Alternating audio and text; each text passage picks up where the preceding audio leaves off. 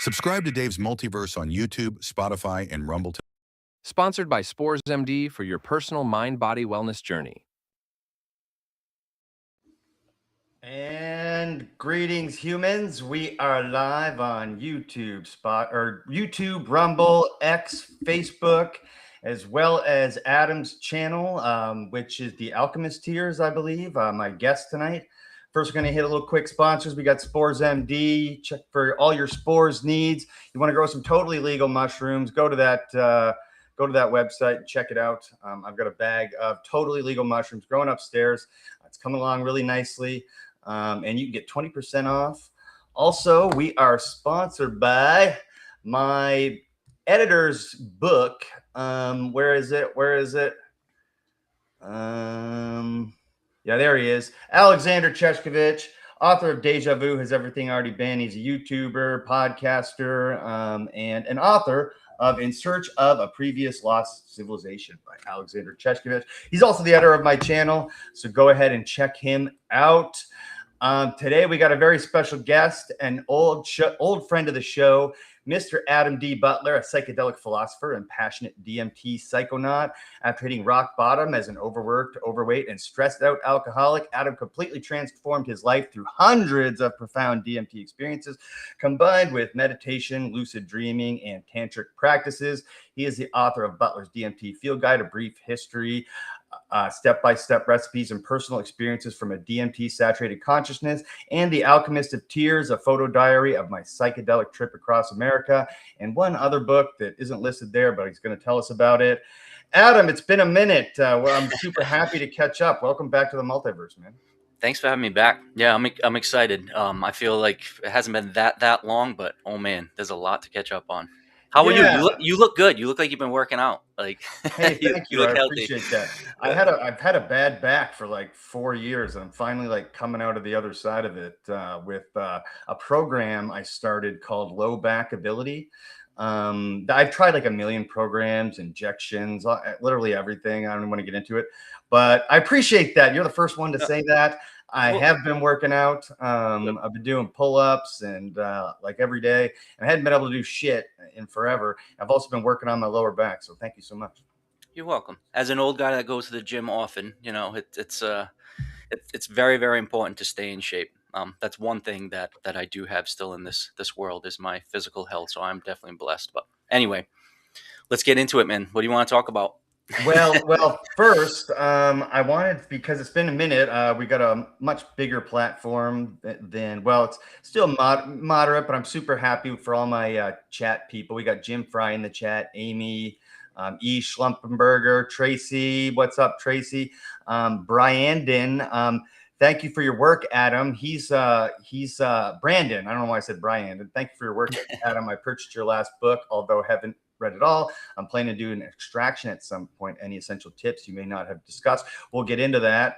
We can ask that question here in a little bit, but thank you so much. He's commenting from your channel, by the way. That's cool. Yeah. Yes. So, you know, you're talking about just when we first started talking, and both of you and I are kind of new to this sharing our message in social media. Up until a few years ago, I mean, I was truly in the closets. I had zero social media imprint. Not only that, I wanted none. Yeah, same. I had none before I started the show. And you know, yes, this is part of our therapy. This is part of satiating our our intellectual curiosity.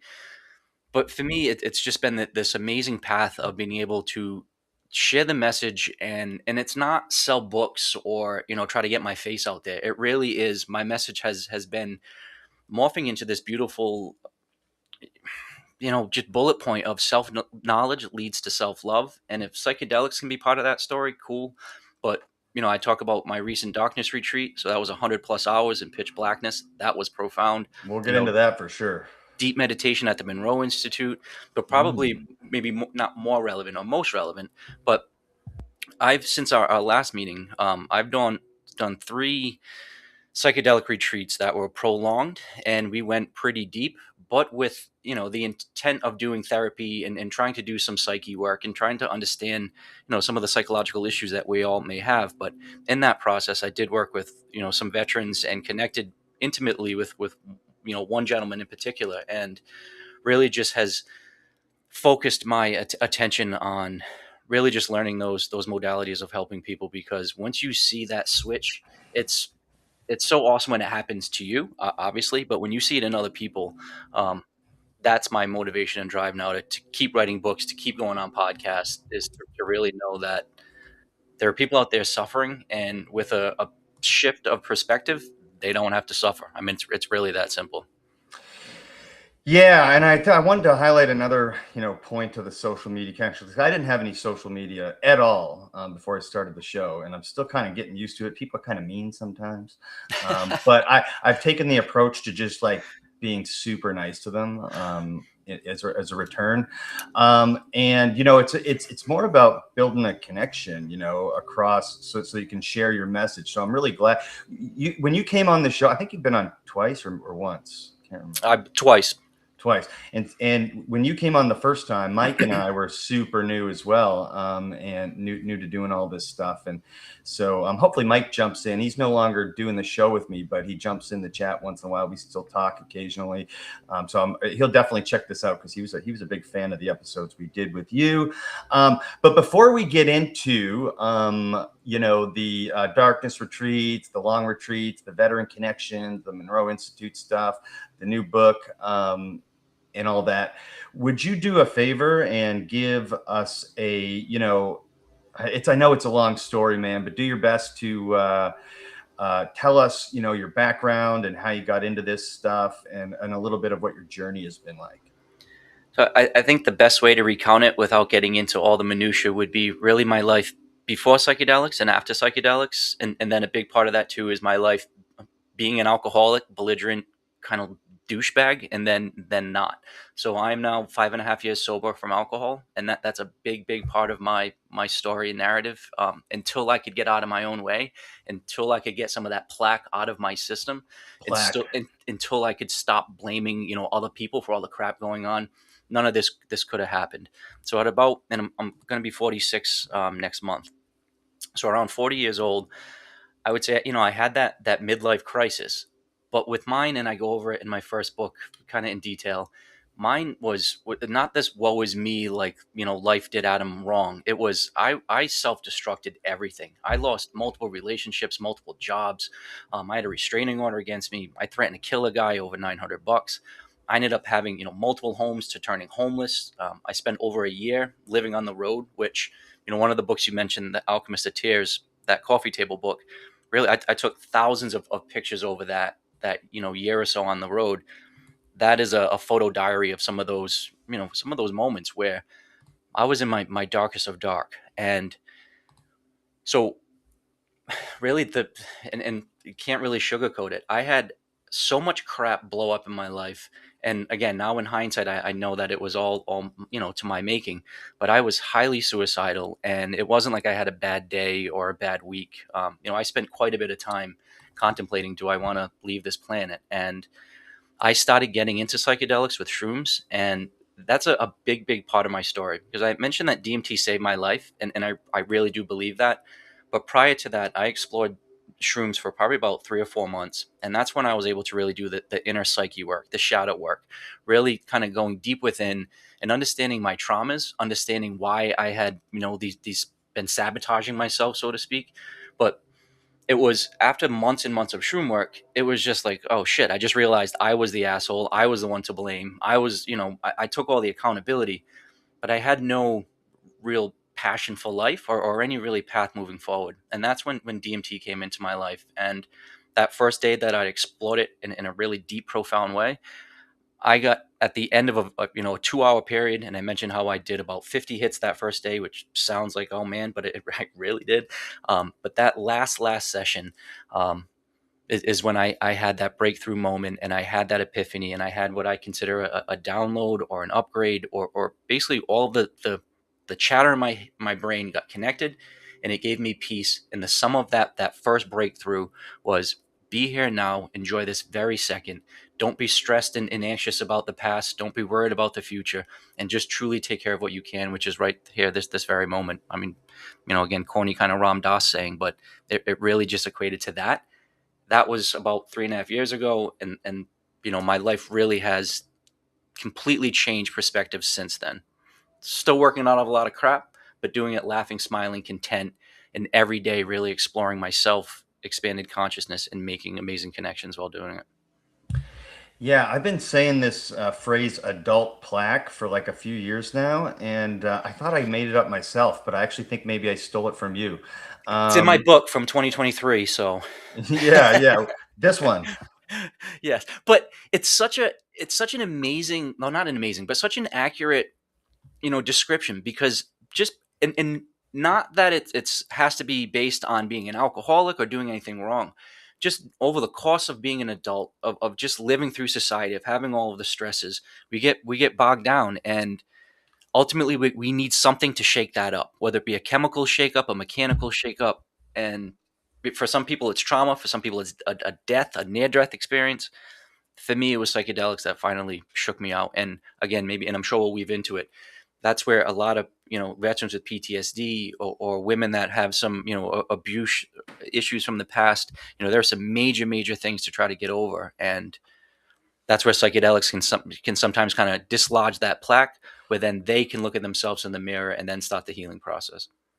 Yeah, and like I said, like you keep mentioning, but I want to highlight that psychedelics are a tool that you can do that, but there are other tools you can add to that, like eating healthy, not doing drugs or alcohol, getting Uh, sunlight. I know you work outside, I think. I don't know if you still do. Getting exercise, all these things contribute, but that psychedelic aspect can really shake out that plaque. Jim Fry, a longtime watcher of the show, thanks, buddy, for joining again. He says, please ask how he first encountered DMT. What was the narrative storyline vector that provided the access? So great question. And this seems to be a very common story of how DMT kind of falls in one's lap. So in my case, it was, I had heard about it for the first time. And then within like a week and a half period, it just came up, it came up, it came up. So then I started doing research. I started looking, through podcasts, and it was one of those things that truly just came into my life. And then in my particular case, and I know this probably isn't going to happen with everybody, is a close friend of mine knew how deep of a suicidal funk I was in. He knew that I was exploring shrooms, and he offered it to me. He understood that this was a really powerful molecule. He understood that it could potentially help me, and he offered to sit with me that day, offered me his medicine, and offered me that safe space. And I know it may sound like, oh yeah, good for you because you had a buddy like that. I now have, I was gonna say dozens and dozens, but probably like more like hundreds and hundreds of stories of how that's exactly how it happens. So without trying to just kind of be like, deflect the statement, or deflect the question, it will find you. But and then part of my book is that I put recipes in there, So, and then again, not telling anybody to do anything illegal, and disclaimer in the front of my book, and take your own precautions. But it is a very easy extraction process. It's plant based, it's natural, it's really easy to make. So and that was part of me why I wanted to write that book, was not that I'm some DMT expert, so to speak. That's where Rick Strassman, Andrew Gallimore, there's some amazing PhD um, students, as well as recent PhD applicants or recipients that are studying this and have dedicated their lives to it. As much as I explore it, and as much as I'm certainly somebody that can be that filter, I wanted just to have that field guide be the introductory. So to answer the very question that like we're getting right now. So like, how do you even get it? Well, it's an easy thing. If you really wanted to explore it, you can make it yourself. But then I think the universe will provide, and um, maybe providing a chat and a live stream like this is the first part of that, one of four. But Yeah, and if I could too, I yeah, don't, of please. all the people that I know that have shared it, it's not like people are selling it. And I would recommend, do not like buy some shady like online thing. Don't just get it randomly on the street. Like, typically my experience in my inner circle is it gets shared for free, and it's almost like an honor if you have it to be able to share it with one another. So it's not find some retreat or something that you have to spend 4 or 5 grand to get access to it. It will find you. Yeah. And you said you're not an expert, but I think of it almost like martial arts, right? So there's people who practice martial arts, but they never fight, but they might practice for like 30 years, and then they're your coach. And this is sort of the PhD guys, right? Yeah. And then you're the All right, then I'm the fighter in the street cage. baller. Yeah, you're the fighter in the cage who's taking direction and taking all the details from the teachers and that kind of thing, and using it within your experiences, because we're talking about hundreds of experiences across a bunch of different substances and a bunch of different settings with a bunch of different people. So do you think that's a good comparison? I do, and if I could, to maybe ease somebody's mind, because I get asked the question all the time: does it ever get easy, or is it comfortable now? And the honest answer is no. It's always going to be mind blowing. It's always going to be full of astonishment. It's always going to be this like, holy shit, what just happened? But I have more curiosity than fear, and with DMT, and now I can say 5-MeO DMT. I've explored that now quite a bit, and completely different physiological effect, completely That's the different toad. vibrations. Well, so again, these good question, and I'm glad we're going over this. So 5-MeO is found in the toad, so that's the bufo, and that's the Sonora desert Mhm. frog. But it can also be synthesized synthetically, and then you can also derive it from plants. Like the first time I did it, it was from yopo seeds. So it's a very similar extraction process to extracting DMT. So just like NN-DMT, 5-MeO is found all over the place in animals and plants. It's produced, endogenously in us. It's not some like obscure synthetic lab made product. It really is similar to like caffeine or nicotine or insulin, or or I shouldn't say it's similar to serotonin. And, it's based off a tryptophan, a basic amino acid. So it's not some complex molecule. And if I could, it's not the same. And as much as I enjoy LSD and I enjoy shrooms, that's a poisoning sensation. That's a like, oh shit, something's happening, and kind of like hold on for the ride. Your body's kind of fighting to maintain whatever, just somewhat control. Where 5-MeO and NN-DMT, it's a more intense um, interaction, and certainly your sensory gets like fully overloaded, but it's more welcoming, it's embracing, it's like the veil's being lifted. You have more sensory input. It's not like drugged down or manipulated in a negative way. It really is like hyper connected. And then if I could too, another really important part of both NN and 5-MeO is that it's short duration period. So it typically is lasting with NN under 10 minutes, with 5-MeO maybe a bit longer, but you don't have to spend hours and hours in this psychedelic space, or you don't have to set aside an entire weekend, or again go down, and spend a week down in South America to do these retreats. You can truly get up at 6 in the morning, have an amazing DMT session, and by 6:45 you've already had your coffee and in the shower, and you're ready to go to the gym. And you've just talked to God and connected with yourself and like completely recharged everything. Interesting. I'm glad you made that distinction. Jim Fry also wanted me to ask, on the first few encounters, the guest said, did you have a deja vu, instant recognition of I've been here before, I've experienced this before type impression, or knowing? You mentioned just when you were just talking that it's never really the same, but did you have that experience? I did. And again, solid question, because I think this is really important for people that are potentially looking to explore, especially NN-DMT. Um, that very first hit on that very first day, the first thing that I felt was that it was, again, natural. It felt innate. But to answer your question, it felt a very like I had experienced that sensation before. I had experienced that taste, and it was like this nasal cavity drip in the back of your throat, and it wasn't snot, it wasn't blood. I mean, it was a very very clear, distinct flavor and smell. And now that I've experienced DMT as many times as I have, and that I've been able to induce it through breath work, through tantric sex sessions, I know when my body is producing that molecule. And it brought me back to a time when I was probably about 12 years old, maybe 10 years old, and I was in my friend's hallway, and it just instantly brought me back to, yeah, I had tasted and smelled that before. So, and then maybe now going into it multiple times, yes, it does kind of bring you back to, I don't want to say past life regressions, but you understand very clearly that this is not your first time around. Yeah. My bud Ed says I have deja vu that lasts like 45 minutes, sometimes multiple times a day. You think deja vu has something to do with your brain producing some DMT for you? Just a I, random question. I would say so. So on that note, there's a gentleman, Anthony Peake. He's written several books. Yeah, I love that Uh, guy. yeah, so he's the one that has all the research on brain chemistry and kind of what happens with that. And then Joe Dispenza, his book from a while ago, Becoming Supernatural, he really goes into the like metabolism of how serotonin is broken down and turns into endogenous DMT. Um, and again, it's a really really simple process, and you can really with practice produce it yourself.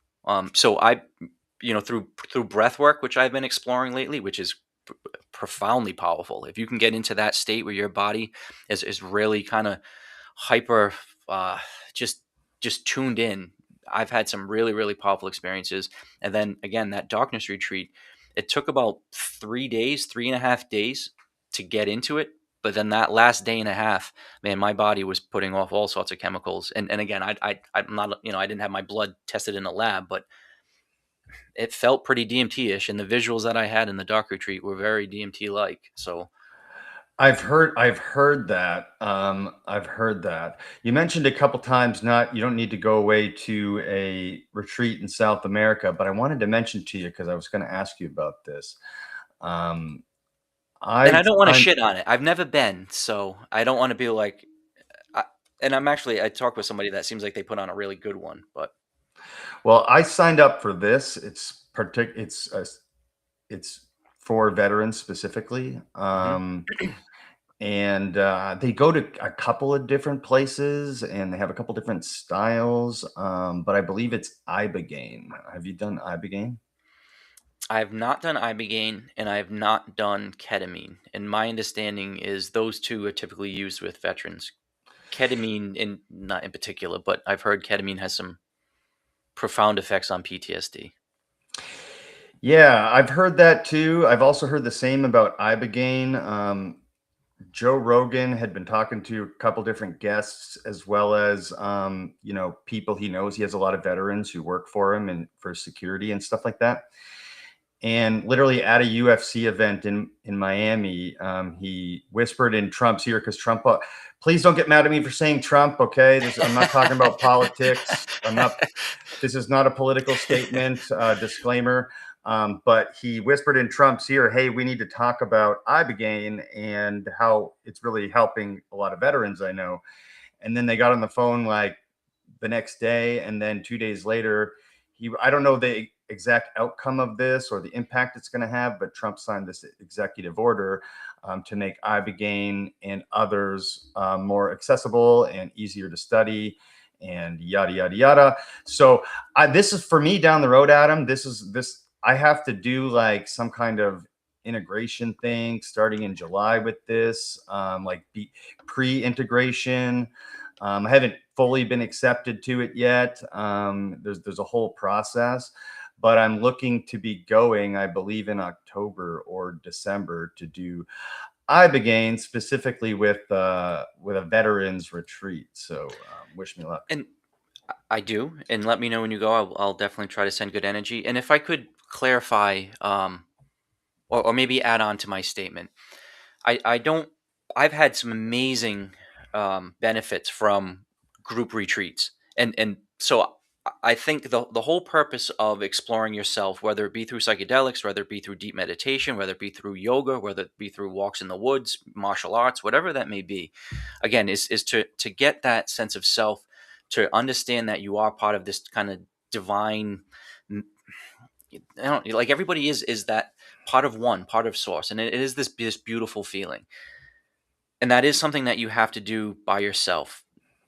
But that being said, the group therapy and the integration that can happen, and then the if you can get a group where you can have open, honest dialogue, that almost is more um, important than the medicine, or it could even be more helpful than the medicine. Because I know when I've done these retreats, I've still kept really close connections with a lot of these people, and they're going to be lifetime friends. And so I don't want to, as much as I'm saying maybe there's some cost and some travel and aspects about going down south and doing something what you're doing.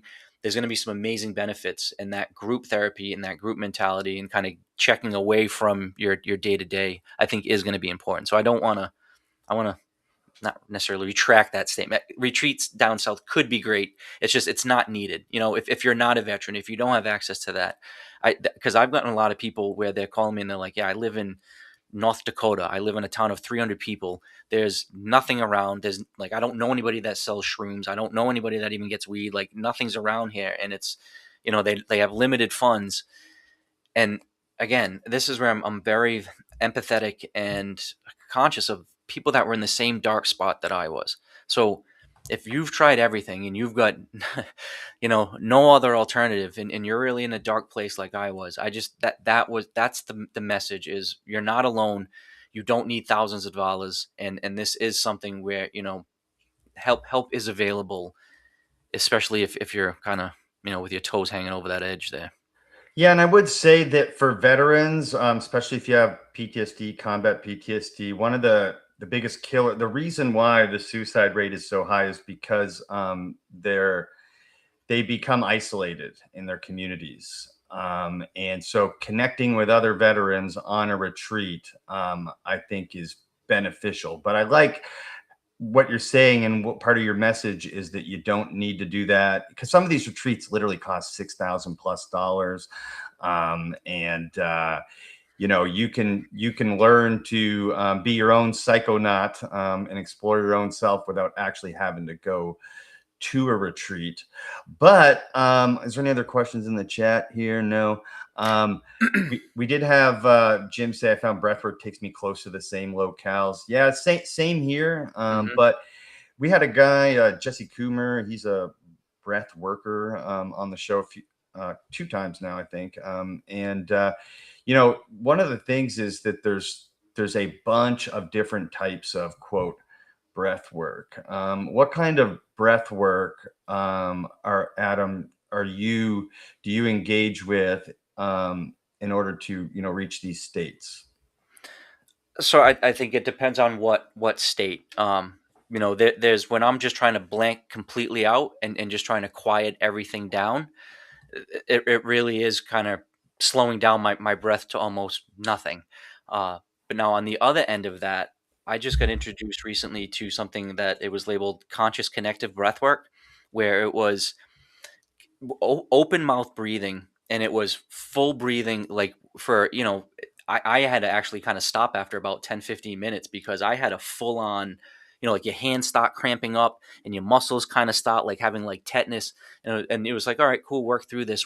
And, I was told that would be kind of part of it. But then I had this full body kind of like somatic release and this was actually in the middle of a psychedelic retreat. So for days we had been doing a lot of medicine. At this particular session, there was no medicine being used, and it was just the breath work. And I had probably one of the more profound experiences of that whole retreat with no plant medicine, because my body just naturally purged and got rid of something that was below my consciousness level, and it was amazing. But that's different from intentionally trying to induce endogenous DMT. And there are, quite a few videos online that kind of go over that.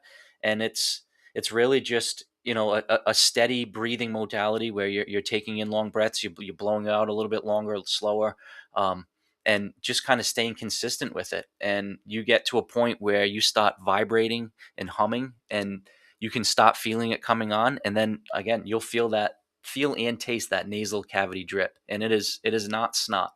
It is a different flavor and a different taste, and maybe not full blown like visual where you're having like entity interactions with the mantis beings with just breath work, but to get out to that blissed out state where your senses are hyper and dialed up, and then connected to something higher, and the ability to kind of like take in additional vibrational information, that certainly can happen with endogenous DMT with breathwork. Right. Since you brought it up, every time I talk to you, you seem a little bit more, you seem changed a bit. Like, from the first time to the second time to the third time, almost in an imperceptible way. But this time, but the second time I saw you was shortly after this mantis being interaction with while using DMT. And I wonder, have you experienced that again? And would you briefly tell the audience like about that experience and what Well, your so I don't know. what your perception of it was? I don't know if because there was one where I don't know if I talked to you and if it was like the DNA alien like upgrade. UFO.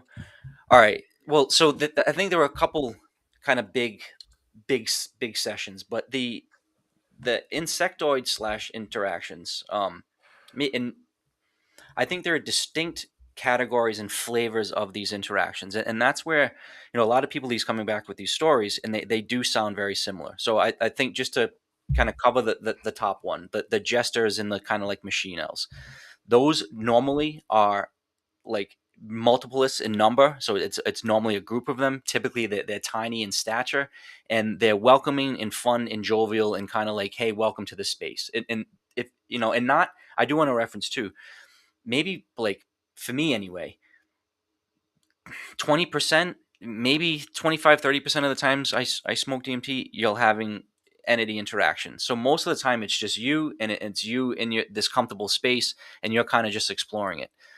When you do have those interactions, again, they typically take groups. So the fun gestury, like, hey, let me show you around, those are fun. The insectoid slash mantis ones, not only my interaction with them, but when I ask around, those are kind of like the mechanics of that space. They're the ones that actually do kind of some of the work on you, and you can feel them entering your body. And in my case, like I remember having them come into me where they literally taught you how to breathe properly, how to absorb oxygen properly, how to flush your blood properly. And the takeaway from those interactions are you really do realize that you're way more than just your five senses, that you realize how you can turn all of those up to a higher level than you normally had. And in essence, they give you kind of like a playbook and guidebook on how to fully operate your human body as the beautiful machine that it is. I did have, and I think the one maybe you're potentially referencing was, I did have, and this has never happened again, where normally when I smoke, it's I'm hyper aware, I'm more connected, and I'm looking at my room, and there's all of this more sensory input. There was one time where I did smoke it, and everything just turned completely blue. I felt like I was kind of in like a sleep paralysis kind of mode, and I couldn't move. And that's when I had, you know, I don't know, was it a UFO or an alien abduction or something happened where I couldn't move, and I had this warm like laser go up from the bottom of my feet, go up to my head, and then scan back down the bottom of my feet. And the whole time it was kind of like, oh shit, because I couldn't move. And then afterwards, when I came out of it, there was like this weird metallic metal smell. My feet were on fire. I actually, next, not to sound gross, but next time I went to the bathroom, I shit blood. And that was one of those like, oh fuck. But I came out of that, and all those other interactions, I felt as though I got like a software upload, or like a DNA upgrade. Where that one, it felt like a hardware upgrade, like something really like happened to my actual skeletal being that was like completely different. And then and then I'll throw it back to the other kind of weird one that you may want to touch on is, I did feel like I did have an interaction with what I considered my future self. So above and beyond one of these kind of like um, analysis where they're kind of checking you out, there was one where it really did feel distinctly me, and it wasn't just me being older or with a longer beard. It really was just my energy, my energetic imprint from a different timeline coming back to do like a diagnostic check, and to be like, yeah, you're good. And it felt very comfortable, very comforting. And that, not that I needed more ammo, but that completely took away my fear of death, and really was allowed me to be like, no, there's definitely something more that happens when we pass on from this particular body. Amazing, amazing. Yeah, and I just wanted to briefly touch on those experiences before we get into what you've been up to. I also wanted to say that we're live on YouTube, X, Rumble, Facebook. We're live on Facebook on my channel and on Adam's. If you're not subscribed to Adam's channel, go ahead and give him a sub because he's putting out some good content there. And yeah, I want to get to a couple more chats before we get into the retreats. And this is a good segue into anyway. There's two comments from Jim. He said, one, caution on retreats. Sometimes they're filled with extreme trauma, folks, and that trauma might serve to accelerate, exacerbate the traumas. And that may be an intense experience for all involved. And I think you can kind of take in some of that too. And then it makes it part of your experience versus having your own individual experience. So I think that's a good comment. And then he said, my experience suggests setting and conscious intent in advance are very important. And I think most people are aware of that, but some people aren't. So would you touch on both of those comments for us quick? Yeah. So, I mean, Psychedelics 101, set and setting, it really is something that you should have respect. You should have reverence. You should understand why you're doing it. Now, I got into it for therapeutic purposes to really try to understand myself. And I say that because there are some people that really use it for, for raving or for a concert setting or for other explorations of themselves. That's not why I got into it. So every one of my initial kind of psychedelic explorations really were set where I could be comfortable, where I could journal, where I could kind of explore myself. Now, his comment about the collective trauma of a group, it's the flip side of the coin to what I was saying about could be the benefit of it. So the debrief afterwards, where everybody's sharing and everybody's adding their input and everybody's kind of adding their little anecdotes, and it is really, really helpful. And it is really, really helpful to know that you're not alone and people have kind of gone through that.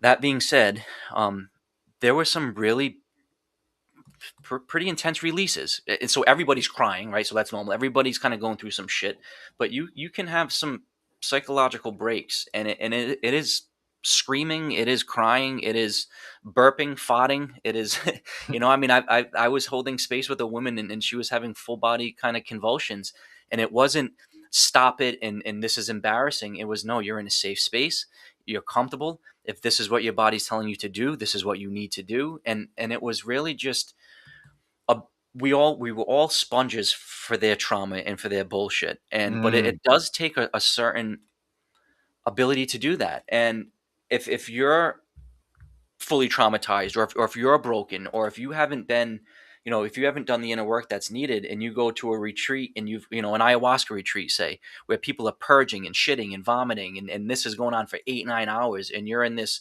round building, and everybody next to you is not only just screaming and yelling and just like physically being purging, but once you get into that elevated space, you're starting to see dark energies, you're starting to see entities, you're starting to see attachments, so you're opening yourself up to some positive entities. But to his point, you're also opening yourself up with increased sensitivity to some of those dark energies. And I personally have not seen or experienced that in one of those retreats, but I've heard from a close friend when he was on, doing an ayahuasca retreat in that setting, where he's very visual, and he said he was looking up and he was just seeing everybody else's demons and kind of, dark energy swirling around him. And it was an intense experience, because you're not only dealing with your own crap, but then now you've got the weight of everybody else's world right next to you. So valid point. And that's where doing your homework, having the right guides, the right headspace, the right whatever. And then if I could too, this is massive. There is, always follow your gut, always follow your intuition. Never do anything if it feels against like that inner core being. You should never, you can always back out, like don't ever do anything or absorb anything if your gut is telling you not now. But then maybe on the other side of it too, like how does DMT come into your life? If you're getting this blaring like no, now, like DMT is what I need to do, then listen to that as well. But my experience now too, serving and actually holding space and being with people in a very, very intimate setting when we're going very deep with psychedelics, it is such a personal experience, and there really is no right or wrong way. And my particular molecule of choice, NN-DMT, and again, I was fortunate to sit with nine people really and guide them through it. There were some people that took 4 hits and they had just what they needed, and they were good. And that 4 hits was over, 2 sessions over 25 minutes. And then there was like one case where, there was an individual that took probably 20 huge whacks and was just ripping it. And I knew the pen was working because she was blowing out clouds into my face. And I was just like, holy shit. And she just was there in the lotus position, smiling. And, she kind of asked, like, should I lay down? Should I not lay down? And I was like, well, do whatever feels right to you, listen to your body. And I would never suggest anybody pull 20 hits off the pen like she did. But that's what her body told it to do. And she held it beautifully, and she got the exact experience that she needed. Now, some of those other people, there was one took 3 hits and they were good. And that's what they needed to see. And then my personal case too, as much as I've explored it, there are times when, hey, tonight's the night, it's a full moon, I've got the ceremony going, everything's good. And it doesn't feel right. And I'll put everything away. And then there'll be days where it's like, fuck it, I'm in the shower, it's a random Tuesday, I'm not even thinking about it. And it's like, nope, the door's opening tonight, man. You're going in, and, I'll get out and set everything up. And I just start ripping it because I'm tuned into it now. When It's I an know when. intuitive thing. That's why I'm glad we're having this conversation and you're putting your message out there, because these are things that people need to know. Jim said, I went to a Peru 10-day adventure and was very glad I was the only participant that did not do the ceremony. Wrong set and setting for me, quote me. And that's what you're getting at, right? Is like he was able to realize in that moment that, hey, this is not the right time for me for whatever reason. No, and I can't imagine, like, luckily for me, and even when I've had some challenging trips, especially on shrooms, I've never really could say that I've had a bad trip. Granted, I've been exposed to some really difficult information, but I've never been like chased by demons, or I've never had a situation where it was like a scary nightmare where I couldn't get out of it. But man, I could only, and I've always been in the comfort of pillows and blankets and orange slices waiting for me when I come out of it. I could only imagine being away from home, thousands of miles away, with mosquitoes everywhere, and every time you got to go take a piss or a shit, you're in some outhouse. And again, I don't want to just mass blanket every retreat. I know there's other ones There's that are good better. ones, yeah. And I've so the retreats that I've been to, and I'll definitely promote them. And I do want to, maybe we can throw this in at the end. I'm starting a nonprofit. I've been working on it for about 5 or 6 months now.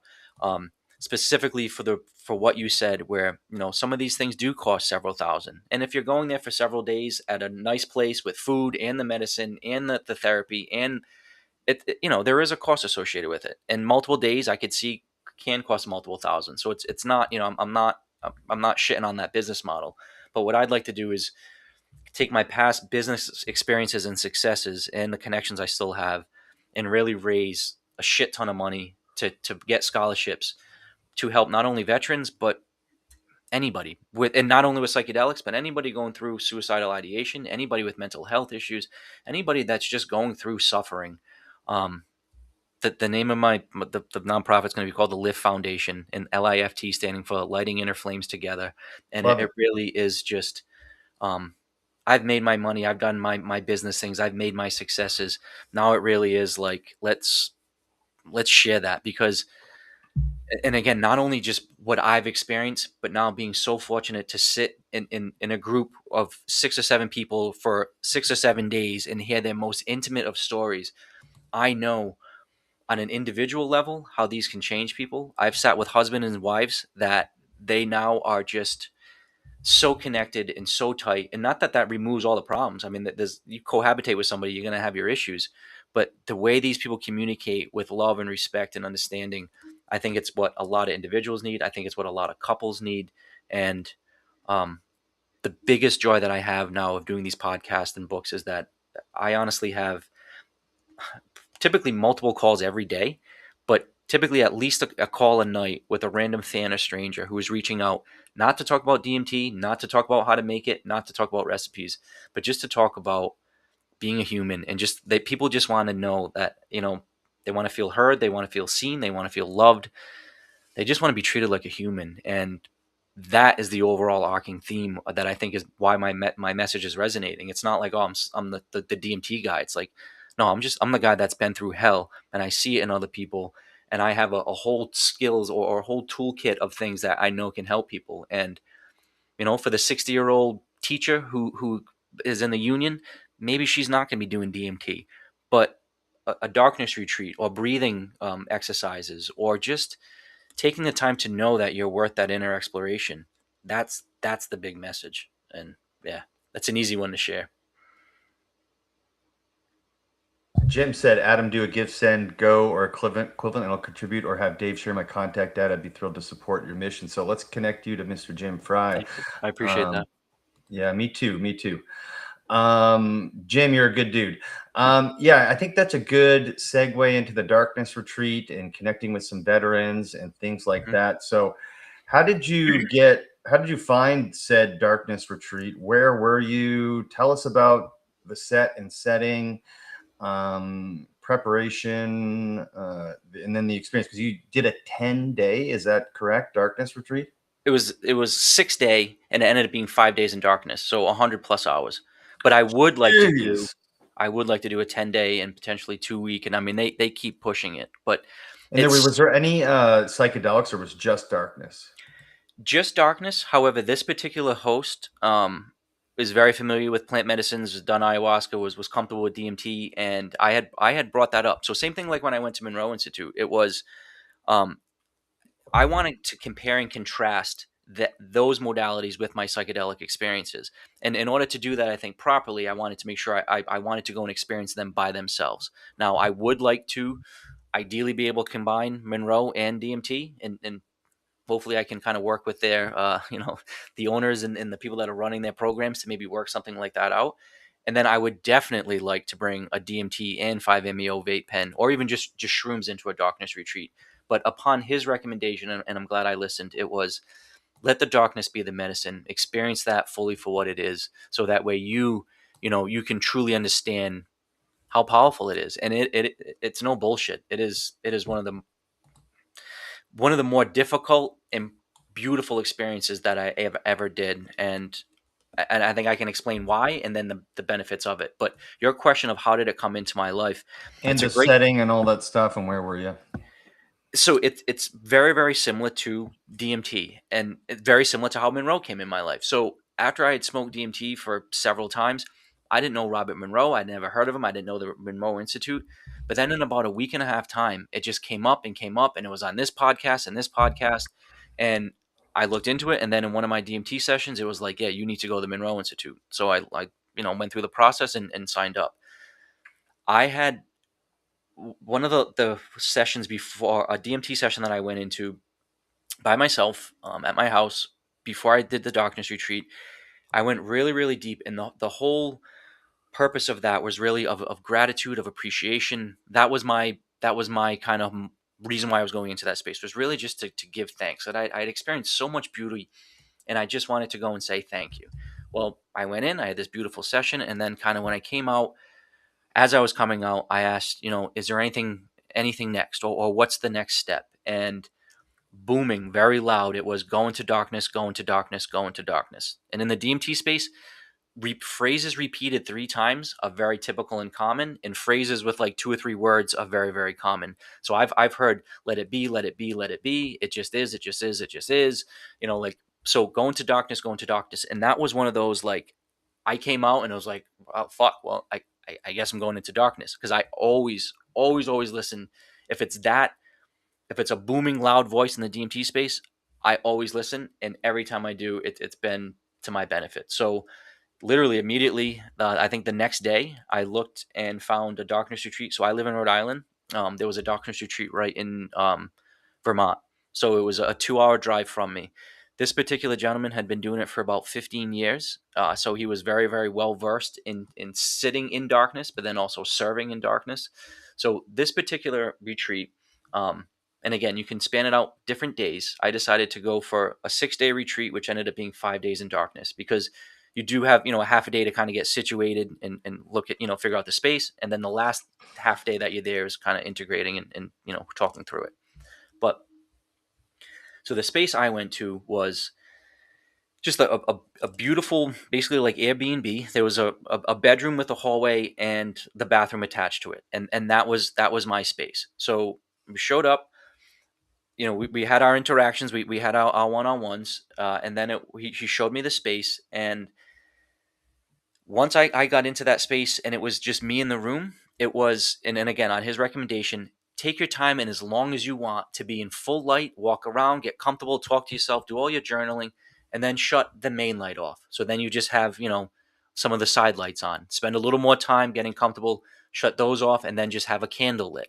So now it's, now I'm 3 hours into it. I'm meditating, I'm good, and I just have the candle going. And now I know I've got the next fucking 5.5 days. As soon as I blow out this candle, that's it. So that was a really profound and really important time with myself. Was I'm here. This is for me. Again, I'm taking the time for myself. I choose to be here, and really, what is my desire? And it was for me to have more knowledge about myself, to compare. Not that I was looking for a psychedelic experience, but I was hoping for one if that were to happen. And then I blew out that candle, and that was like, oh shit. Um, and then the first like 24 hours was kind of fun. It was like, oh, this is cool. This is weird. Um, the guy that I was with, pretty much, so he would come in the morning and serve breakfast, and it was just in a cooler, and he would drop it off. So then you'd have to feel around. You'd have to know, is it soup? Is it yogurt? Do you eat it with a spoon? Is it hot? Is it cold? Um, Taking a shower, wiping your ass, brushing your teeth, like all of this is done in complete darkness. But the first 2 days, 3 days, I'm sitting there being like, all right, this is fun and this is cool, but what the fuck am I doing? Like, I just spent a couple grand.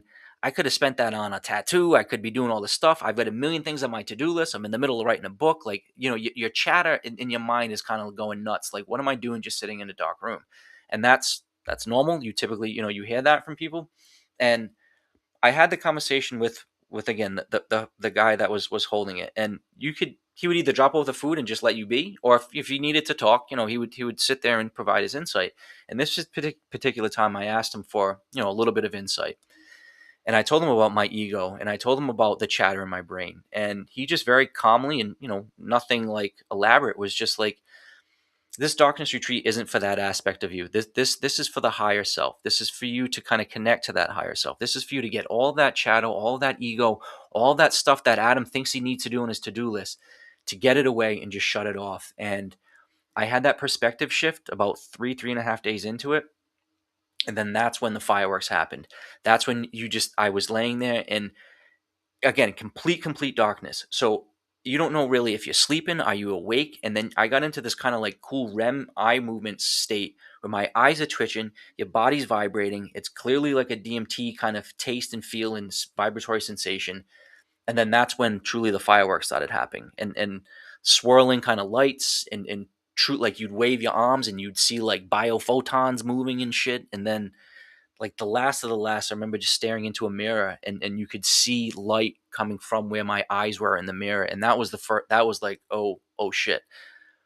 And that whole experience just of just being by yourself with just your thoughts for that prolonged period of time, it was such a beautiful experience. And I would say it was way more difficult typically than psychedelics. Like, and you said how I've done quite a few since our last conversation. And one of the retreats I did, in one session I did, and I'm not saying this bragging, but it's relative to the story. I did LSD, shrooms, MDMA, and 5-MeO DMT over the, it was like an 8-hour session, and I went deep on all of them, and it was awesome. But I tell people that, and they're like, oh shit, that's brave. Or you're, like, I can't believe you did that. You went really, really deep. I just swallowed some drugs, hoped I didn't die, and I'm comfortable with my physical vessel to know, like, I think I can handle it. That darkness retreat, it wasn't like you were locked in solitary confinement. You weren't shut into like a hole. All the light switches were right there. All the doors were unlocked. There were oh shit candles everywhere. There was a flashlight hanging from the bedpost. So and there was at the dinner little table that I ate, there was also a matches and a candle. So at any point, I could have lit something or wigged out or cheated for a half a second or just said, "Oh, is this beans or is this?" But the fact that I didn't, and the fact that I know I didn't cheat, and the fact that I literally sat there for 100+ hours and just sat in quietness and darkness, that's a win. Like, I didn't cheat, I didn't wig out, I didn't run outside, I didn't take the lighter and do it, and to have the mental fortitude and testicular fortitude to sit there in the dark like that and to just be, that's a badge that I won. That was very difficult to earn. I'm glad I did, and I can't wait to go back and push it even further. I don't think that's bragging. I just think you're proud of your achievement, and that's, you should be. I don't know, man. I don't know if, with all those options around, I don't know if I would. So, can I ask, did you have any like moments especially in the beginning or even towards the end, where you're like, where's that flashlight? And you had to use, you had to like, watch your thoughts and calm your mind and like, get back into the space? I did, and this is as I just was bragging about how brave I was. Because it's a good it it's a good story because like how your those aspects of your psyche, and then not to start like drifting off into other conversations, but one of the trainings that I did was IFS therapy mixed with 5-MeO. So IFS is internal family systems, and Mm-hmm. and really it's just about we all have our parts, we have aspects of our psyche, and they're all you've got different voices in your head, and that's that's kind of the sum of it. Well, I am now 5 days into it, or this is the sixth day, so I'm pushing. I'm a 90+ hours in the dark, right? I'm already seeing my sights and sounds. I'm in it, like I'm fucking good. Like this is I got all my money's worth. It could end right now, and I'm so happy. And I started getting into not knowing what time it was, but you knew by like the food cycle, kind of what was happening. And at that time, it was winter, and I could hear the plows outside too. So I kind of knew if it was snowing, and I could hear if there was movement outside. So on that last day, the plan was we're gonna have breakfast, and then I'm going to come out late afternoon before the sun goes down. We're going to have a nice meal together. We're going to integrate, and I'm going to come out before dark. So now I have what I'm thinking my normal breakfast at whatever it may be, sometime in the morning. And now in my mind, I've got a 6 or 7 hour period until the next interaction with my guy, and he's going to come and tell me we're good. Well, I don't know if time slowed or I just started getting excited about getting out of it, but for whatever reason, I thought it was my 7 hours were up. So now it's like, oh, this guy should be here. This guy should be here. And then it was 2 hours past. He's still not here. And now I can hear the plow outside, right? So now I'm thinking, fuck, where is this guy? He should have been here. Did he go out to the market and get us dinner? And now did he get in an accident because it's snowing out? Now I'm worrying about his safety. Like, where is he? Where is he? Where is he? And there was an oh shit button there that you could press that would go to his phone. And then he would immediately come. So now I'm thinking, well, for his safety, I've got to know where he is. Do I hit it? And it wasn't. It was like I needed to get comforted because in my ego, I told myself, all right, Adam, you've got 3 more hours and then 2 more hours. All right. And then an hour. All right. Maybe he's a little bit late. So we'll wait an hour. We'll wait 2 hours. But then when I thought he should have been there, that chatter in my fucking head was just like, you need to get out of here. And where the fuck is he? And then the kind of the funny part was then when he finally came in and he was like, oh, I was at the grocery store. I need about 45 minutes and you're good. As soon as I knew that he was there, that it was safe, and now I actually had a 45-minute period, I completely chilled out again. I got back in bed. I enjoyed the last 45 minutes, but it was one of those like that voice in my head that had been quieted for 5 days. Hey, Adam, shut up. You're not. Then it was like, because then it came out to be like, all right, cool. You can start writing. You're gonna answer your emails. You're gonna listen, like who reach out on social media. That little chatter started. But then when I had to tell him to shut up again, it didn't like it. So it was one of those like, you still got some work to do, man. Because it got me to the point where I almost hit that freaking button. But again, I didn't, and I won, and I got that badge. Do you think that your work, previous work with all the psychedelics and different psychonaut adventures, helped you prepare for that, 5 days? And would you recommend people like going in for 5 days right off the bat, or? So yes, I think there would be no harm in anybody doing a darkness retreat with the right person for the right intentions. Now, I did have a buddy that did one a couple weeks before I went in. This was over, I think, in Turkey somewhere, and he came out and said he had he had a really great experience, but he said the air quality was shit. It was basically just some like random room, and there was like mold in there, and everybody got sick, and like he had a cool time in the dark, but like it wasn't. I mean, I was getting hand cooked gourmet meals to my specifications in this beautiful plush blankets. You know what I mean? Like it was the darkness is amazing, but make sure like with anything, do your homework on who's actually serving you. The place that I went to in Vermont is you have to fill out an application, but I would highly recommend going to that particular case. And again, I will again. Now, was I better prepared? And this is really, I think, again, one of the big messages that I'm trying to share.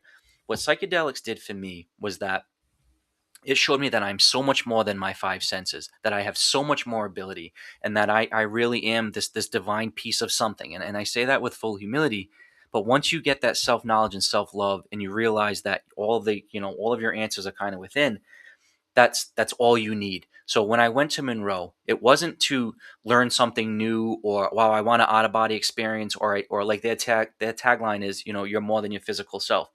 I had done all those things and I had known all of those things. I was going there to just kind of like compare and contrast. Same thing with the darkness retreat. You hear about, and you mentioned it. People say that their experiences could be psychedelic, or that that they have visuals, or that they have these connections to a higher being.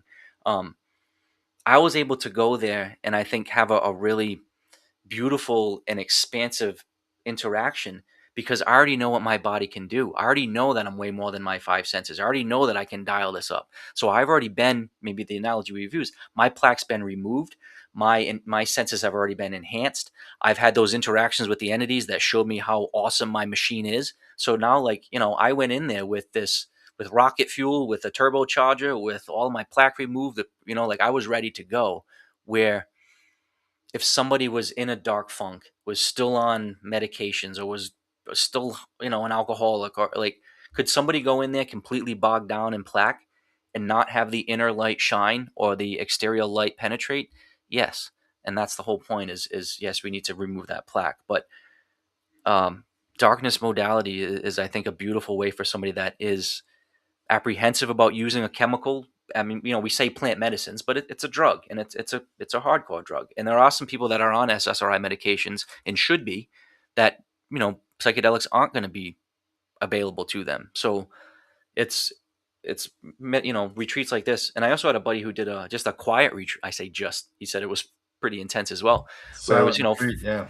yeah, and he said, how tough is that, where you're in a cafeteria eating with a bunch of people, and you can't communicate with them, or you're walking by from hut to hut, and you can't talk. It's I don't know. I wonder if you notice on a silent retreat, you start to notice the more nonverbal interactions in a more intimate way. I bet you do. You do, and that can be a blessing and a curse. So increased sensitivity comes with increased empathy as well as sympathy, but it's tough to turn that down too. So Mm.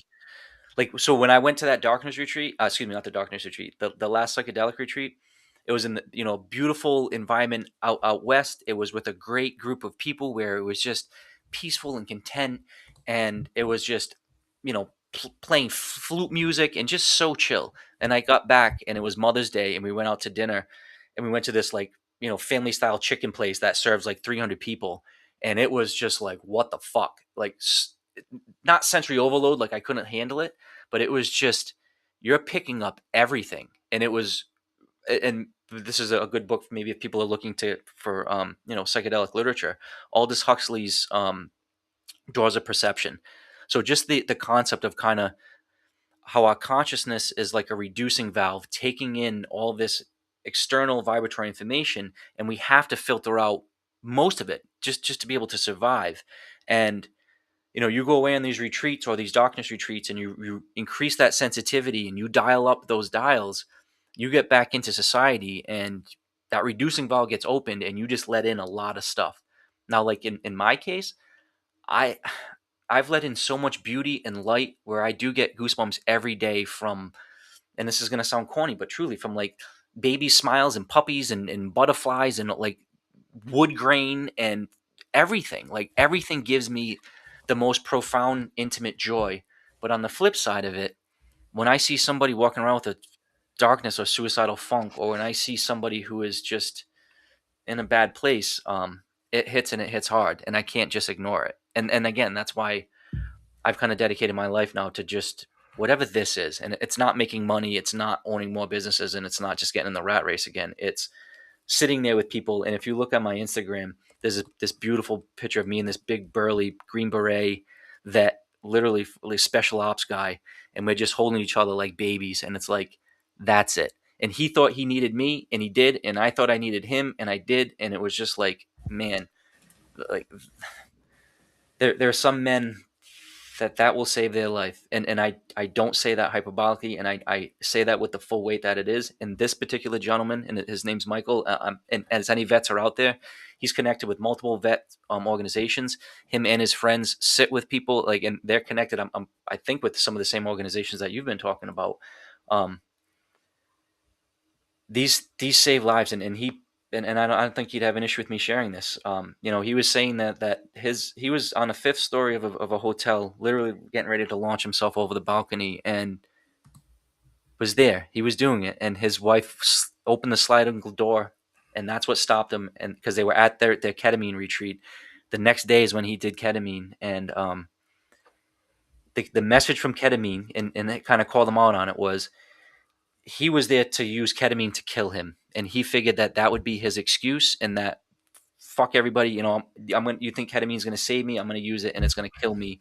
And he was trying to have this like reverse head fuck on the ketamine medicine, and ultimately his first session, the medicine was just like, nope, like, I'm here to save you, and you've got more to share. And he's very open about how that really did save his life, change his life. And now there's still a lot of work to do. We not just fixed. It's not like, oh, one and done, but it's, you find a reason to live, and you find your source of inner light. And it's not some external gambling or sex or porn, or in a lot of military guys, just that um, endorphin rush of being in battle, of being in combat, of having all of that chaos. And then you come home and you're supposed to live just a normal, mundane life. It's tough, and you've got to figure out a way to figure out a new way of living. And I've seen it firsthand that this allows them to do that. Yeah. I was no special ops, but I did experience a bunch of combat, and it. You talk about plaque. Nothing will give you a plaque like that, or like you mentioned, women or men who have experienced any sort of abuse or sexual trauma or anything like that. You know, nothing will do it like a trauma like that. But I think combat is its own special, for lack of a better word, distinct's a better word, version of trauma, And and if it's layered. it is, and it's deep, and it's programmed, for years and years and years to not question authority, to do what you're told, to just like it, you literally put your emotions aside, move forward, be a machine, not a human. I mean, it's literally trained into you.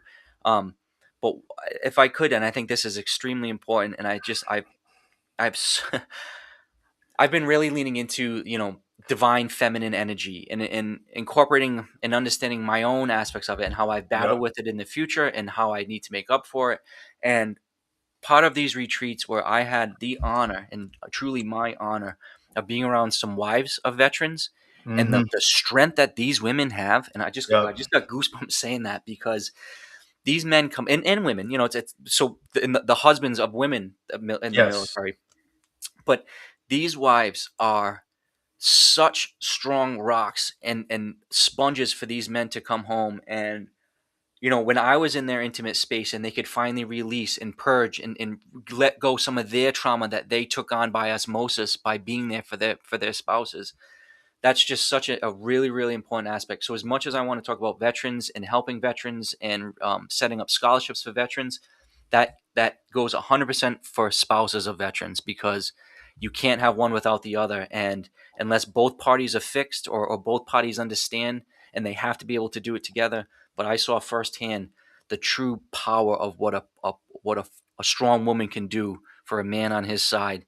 And these strong men, with full humility, said that these women saved their lives, and without them women, they would not be here. So yes, psychedelics, yes, inner work, but those women, that's what gave them the strength to move forward. So cheers to any military, wives or husbands out there that are supporting their spouses, because that is not an easy job. And when you hear, some of their inner stuff that they need to release, man, they're doing some tough work there. So there's many, many layers of this, and then their kids, and then it's like it expands out. Yeah. Yeah, I can relate to that. Yeah, and you mentioned, you know, you're taught to suppress your emotions and whatnot. It's with medics, that's they literally tell you that, like as far as like you can't show any fear or like signs of breaking, because if you do, then that's one more thing that the combat guys have to worry about, is that my medic, I don't trust my medic, and so there's a lot of alone time, because you think about a platoon might have one medic or two or three, and there's a lot of like alone time and not processing, internal alone time and not processing. So medics have a different, and I could say this with humility, have an even different experience, with combat. And so it's one of the reasons why, like when you look at all these retreats, they're typically for special operations, Navy SEALs, and then they throw medic into that category, for that reason. And so I just wanted to highlight that. Also, Jim bought both your books. I saw. That's awesome. Yeah, Thank you. yeah. So So that's pretty dope. if, And I wanted to make one more comment quick. One of the things I love about doing this and what you do, is connection. So if he's open to it, I'd love to talk to that guy. I think you said his name was Michael, and maybe yes, talk to him about being on my show. yes, But oh, yes, absolutely. I'll connect as soon as we get off. cool. And I also put Jim's contact. Speaking of connection, Jim's contact information into the private chat we have down here on the left. But I think you wanted to comment on what I was going to say. What I was saying. So I'm assuming you'll put my information at the end, but my email address is booksbyadambutler@gmail.com. So I was going to say this to Jim. So thank you very much. I'll happily send you a PDF copy of the Alchemist of Tears, which is the photo diary. There's some really, really cool pictures. So if he's reading, those other books, I think that, that picture book would be really nice to have, and the PDFs, come out really, really good. But I again, this is about sharing the message, not making a couple bucks per book. So I always offer free PDF copies of all of my books to anybody. So if anybody does want a copy, I can certainly give those out. And I'm going to have the audio version of my newest psychedelic guide. And I can give out, versions of that as well. So I appreciate the support. And yes, I'm trying to sell books because ultimately that will help me kind of spread my message. But I am all about giving out my books for free. Sweet. So thank I you. love that. I love that.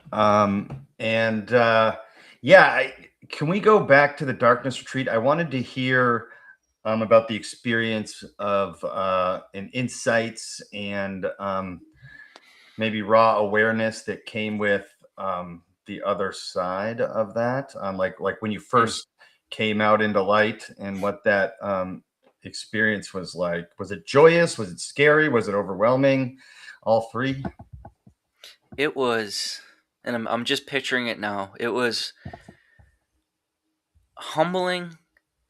It was, oh, I'm at a loss for words. That typically doesn't happen.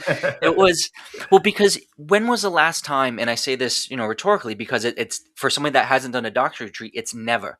So when was the last time you hadn't looked at your own hands for 5 days? When was the last time you hadn't, like, I've got all these weird tattoos and shit, like to look at my own tattoos, to look at yourself in the mirror. I mean, you always look at yourself in the mirror. So let alone like, yeah, looking at food or looking at the sun or looking at birds or trees or just yourself. Brushing your teeth with, like, how do you find the toothpaste and on the toothbrush? But just so when I came out, so I've got my eye mask on, and we're sitting there, and again, this beautiful place in Vermont, we've got the wood stove going, and it's chill, and it's like I haven't seen anything in days, in literally 100+ hours. And I remember I lifted it up, and the first thing I did was look at my hands, and I've got these little fat stubby French like fingers from my grandfather. And like I just remember looking at my hands and just feeling so grateful for me, my skin, my vessel, for what I experiences was. And I just felt, if my goal was to have can increase self-knowledge and self-love by that experience, man, I came out of that with so much more self-knowledge and so much more self-love. And when I came out, I was just so appreciative of not only my physical body for getting through it and for being able to see it again, but then it really was to see all of the physical visual beauty around me. And again, I just mentioned how I typically have already seen it in everything. So I opened my eyes and I just was instantly bombarded with all of this beauty, including this man sitting across from me now had just served me for 5 days, and I'm seeing his warm smile. And I just realized how lucky I was, how fortunate I was, and really don't ever take anything for granted. So years ago, I had that epiphany moment, live in the now, and I've been living every day from that. This really was, you have all of your senses, you have all of your physical attributes, you are the healthiest and happiest you've ever been. Any one of those things can be taken away instantly, and but right now you have them all. And then in my particular case, I mentioned how it was winter. We had just had a snowstorm, so I left that morning at like 10 a.m. or 11 a.m. or whatever it is, because I was able to sleep that night after I take my mask off. I spent one more night there, and then there was fresh snow on my entire trip home from Vermont to Rhode Island, and so glaring white off these fields, and it was just like it Wow. was sensory overload. And then that's when I pulled over multiple times, so I had this like flow state channeling. I wrote a 9-page letter, heartfelt letter to my dad, because him and I had to and have gone through, and I'll bullet point that. Just a lot of major turmoil for years and years and years. Him and I had been headbutting, having to do with how much of an alcoholic he was, how he treated my mom like shit. So when I moved back home into my parents' basement, that was a major area of headbutt. So I was just so raw and so connected, and I felt as though I had been internal dialogue for so that many days, that I had this beautiful flow state of words to say to my dad. And without getting into that whole story, I came home. It did not land the way I anticipated, because he at 72, he's 73. And this is just a couple months ago, but anybody that watches my videos, and I've gone over this. I came back from that darkness retreat. I had a huge blowout with my father, a continuation of something that's been happening for years and years and years. We had a massive fight. Him and my mom basically got a divorce and broke up. My father had a complete psychological break, ended up in the VA hospital for a week, had a full on fucking psych snap because of all this shit that happened. And I share all this not to just air my family's dirty laundry, but because what happened was, during that psychological break that he had, he realized that he needed to also quit alcohol. So he is now 3.5 months sober from alcohol, from marijuana. He's making amends with my mom. They're having the best conversations that they've ever had. Me and my father now are mending our relationship, where we hug, we kiss, we hold each other. I write him love letters. He buys me ice cream. Like, it's just, I finally have my dad back. He has his son back. And it was just all this trauma. But that book, The Alchemist of Tears, that week that I came back from my darkness retreat. So asterisk to that too. 2 days before that, me and Alicia broke up. So that's the woman that wrote in that book. That was my girlfriend of 4 years. That was my best friend, my travel partner, literally the love of my life. So I broke up with her 2 days before the darkness retreat, came out, had this major blowout with my dad. And then that book, Alchemist of Tears, came out of me basically not sleeping for a week, me crying every fucking day, not having anybody, not knowing what to do, being so raw. And I realized that I needed to get my story out with all of these beautiful pictures. And you know what? Having my sight taken away for that many days, knowing that I had traveled across the country and seen all these beautiful sights, I need to get home and put that in. And that book right there was made literally in 1 week. It was created, thought of, formatted, published, and it was just kind of like, blah, here it is. And yeah. So that darkness retreat really did open up a lot in a lot of beautiful ways. But that story, and I share that about my dad, because it's just, you never know the chaos in your life, how it's all going to make sense. And I know in my life, I've had so many major traumatic events, but they've all lined up to this conversation right now. And like, I'm at peace with Alicia. I'm at peace with my mom and dad. I'm at peace with my financial situation. I'm at peace with everything. Knowing that I have no security, I have no idea where it's going to go, but I've just surrendered to whatever the hell this path is. And it just feels good.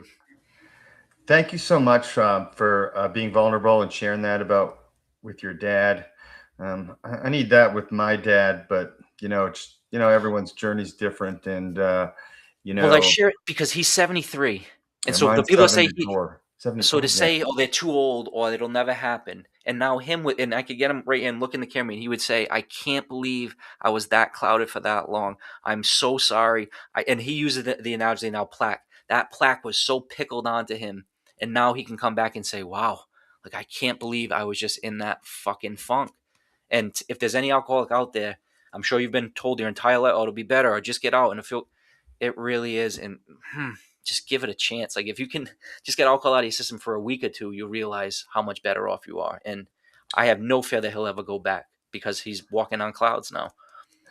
Yeah, my dad's been sober for like 4 something years. And I had a blowout with him maybe about 8 months ago, where I had this sort of like childlike reaction where I had this expectation of him being the person I needed him to be, both when I got back from Iraq and when I was a child.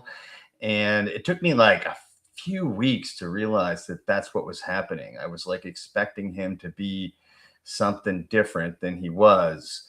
And then it eventually led to sort of this acceptance of who my dad is and what his life has been like. And but at the same time, it gives me a little bit of hope that him and I can get better. More, I felt like we don't talk. We didn't for a while, for the first time in a long time. But I don't want to get into it. The relationship is like deep and layered, involving alcohol abuse from both of us and enabling from both of us and different things like that. But I like the idea of like him being 74 and not and like being able to like see through the clouds. And I think he does a little bit more than he used to, just from getting alcohol out of his system for the last 4 years. But he is who he is kind of where I came to. Well, if share full rawness, to picture what happened to have that catalyst, um, I mean, I don't just like I don't wish any of the negative stuff that I've gone through on anybody. But if it could have the change and catalyst that I've had, so in this particular case, I told you how I came back completely raw, completely whatever, and without we're all going to have our own particular details. But I had just been pushed so far, and I think this could apply to any age, any whatever, where I literally fucking crying my eyes out, and I got on my hands and knees, and fucking again, a grown ass man, like I pride myself on being this alpha male, and I'm on my hands and knees, and this is after hours, and I'm crying, and I'm grabbing him, and I'm just like, Dad, I'm like, fucking see me, hear me, hold me, love me. I'm like, you just don't. I'm like, I'm a great fucking man. I've done all this shit, and I'm like, you just don't see me. And I'm begging for him, and he's looking off into the distance cold. So I pull him on the ground. I literally yank him to his knees. So now it's me and my dad on our knees, and I'm telling him like, just fucking hold me. And he gives me this half-ass hug, tells me he loves me, completely fake, 0 out of 10 emotion. And now it's just like, fuck you. And then so it kept going, kept going. And that's what caused, because it was a fake hug, it was a completely whatever. So we had that snap. He left. And then I heard him have his psychological break. And if anybody's ever had one, and I've had several, it's fucking awful. So you hyperventilate, you lose control of your breath, you lose control of your body. You have this weird like weird sound comes out of you, like death row fucking sounds. So I hear him upstairs doing this, the same sounds that I've made in the woods by myself. It's fucking horrible. And I just have to let him suffer, knowing that something's got to come out of him. And when he came back, and again, he spent a week in the VA. When he came back, I walked into the house and I just saw the back of his head before he even said anything. And the whole energy was completely changed. The aura around him was completely changed. Wow. He turned to me. We walked towards one another and we just held each other for fucking minutes and minutes and minutes, just crying, saying, I love you, I'm sorry, I love you, I'm sorry, I love you, I'm sorry. And it was just like, no, I'm sorry, no, I love you, I can't wait. And it was just such a complete shift. And I used that very, very raw and traumatic experience, because after that, I did a really deep DMT session where, in essence, I had the same interaction with God, with Source, with infinite intelligence, whatever you want to be, but that same dialogue of see me, hear me, love me, hold me. And I had this really beautiful interaction with myself, with Source, meaning we're all one. And that was the story and the protocol and the modality that I brought to my DMT sharing session, which was we all just want to be heard, seen, held, loved. If we can have that with the people around us, and then we can have that with ourselves, and then with our creator, whatever that may be, like that's it. And for me, the when I shared with people the DMT experience, that was what we were striving for, and they all hit it 100%. They all came back and was just like, "Yep." In essence, God saw me, heard me, loved me, held me. I am them, they am I. We're all one. This is beautiful. And it was just, again, not like life is fixed and now I can go home and everything's good, but it was just like, oh, I saw what I need to see. I can never unsee that. I can never unfeel that. I never need to know where my internal light is coming from. And it's not from money. It's not from status. It's not from clout. It's not from any of that shit. It is an internal light that is eternal and radiant. And once you get into tap into that, like that's it. And you can see the sparkle in people's eyes that have seen that. And it can come from different things. Again, it could come from a traumatic event. It could come from a near-death experience. It could come from you just lost your wife and kids in a car accident and you just had everything sucked away. And now you've had to, have your moment with God. It all, we all kind of get to that mountaintop in our own way. But man, once you realize how powerful you are and that you have all the answers to your issues, you want to share that message with others because you see loved ones banging their heads against the wall, and it's like, dude, just get out of your own way. Just stop self-limiting. Stop self-sabotaging. Definitely stop being an alcoholic, drunk asshole. Definitely stop doing stupid shit that don't eat like crap. Don't be 40, 50, 100 pounds overweight. Don't, like you got to take care of yourself and do the easy stuff. And that, like, once you see that click in people, it's fucking awesome. Adam, I have so much love for you and your vulnerability. And I think that's what makes you a special guy, is that you're not afraid to be vulnerable. And, I just was thinking while you were talking there, about my dad and how I don't know, definitely not during his childhood, and maybe not for a very long time has he been held, like decades, by another person and really hugged and loved. And I think you inspired me to go do that. And I almost cried while you were talking, while I was thinking about that. Well, and you said you want to talk to my friend Michael. So again, this big, burly, badass dude, right? And when I went into this space, it was, I'm the alpha male energy, and I was with actually a bunch of women. So it was like that was kind of my role in my space. But now here's this guy, and so again, this is how I talk with everybody. So him and I are sitting at the dinner table being like, so I know you outweigh me by 40, 50 pounds. I know you're a trained killer. I know you could fuck me up if we ever got into a fight. I know you're physically superior than I.